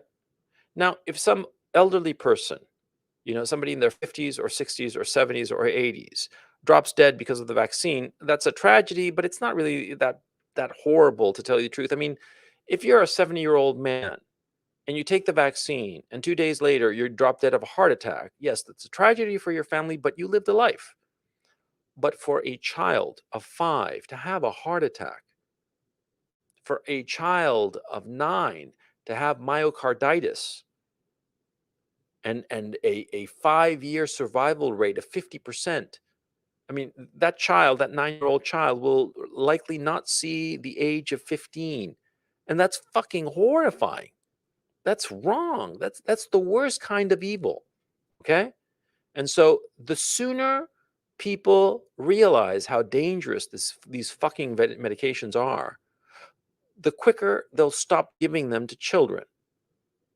And so if you act like an asshole to people who are on the fence, who are starting to realize that this is not just wrong, not just a bad decision, but fucking evil, well, if you act like an asshole, those people who might change their minds and help all of us change the course of the situation, well, they're going to say, no, I don't want to be involved with this asshole. I don't want to give this asshole the satisfaction of knowing he was right.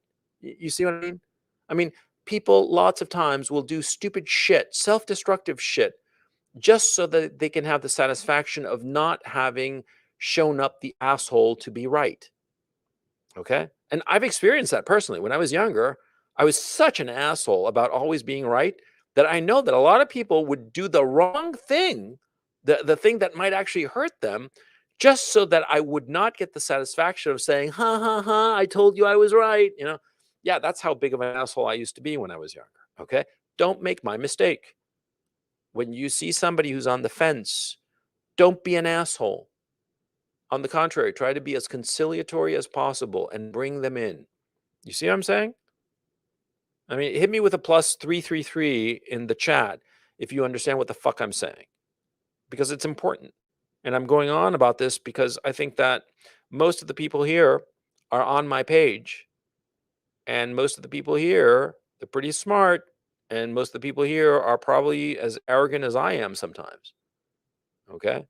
And so I want you to avoid that mistake, because you're going to hurt people whom we need on our side to stop this from affecting children, because that's what's going on. That's the next stage. The kids are going to start to die. And I have small children, and the thought of any harm befalling them just breaks my heart. I would not survive it. Simple as that.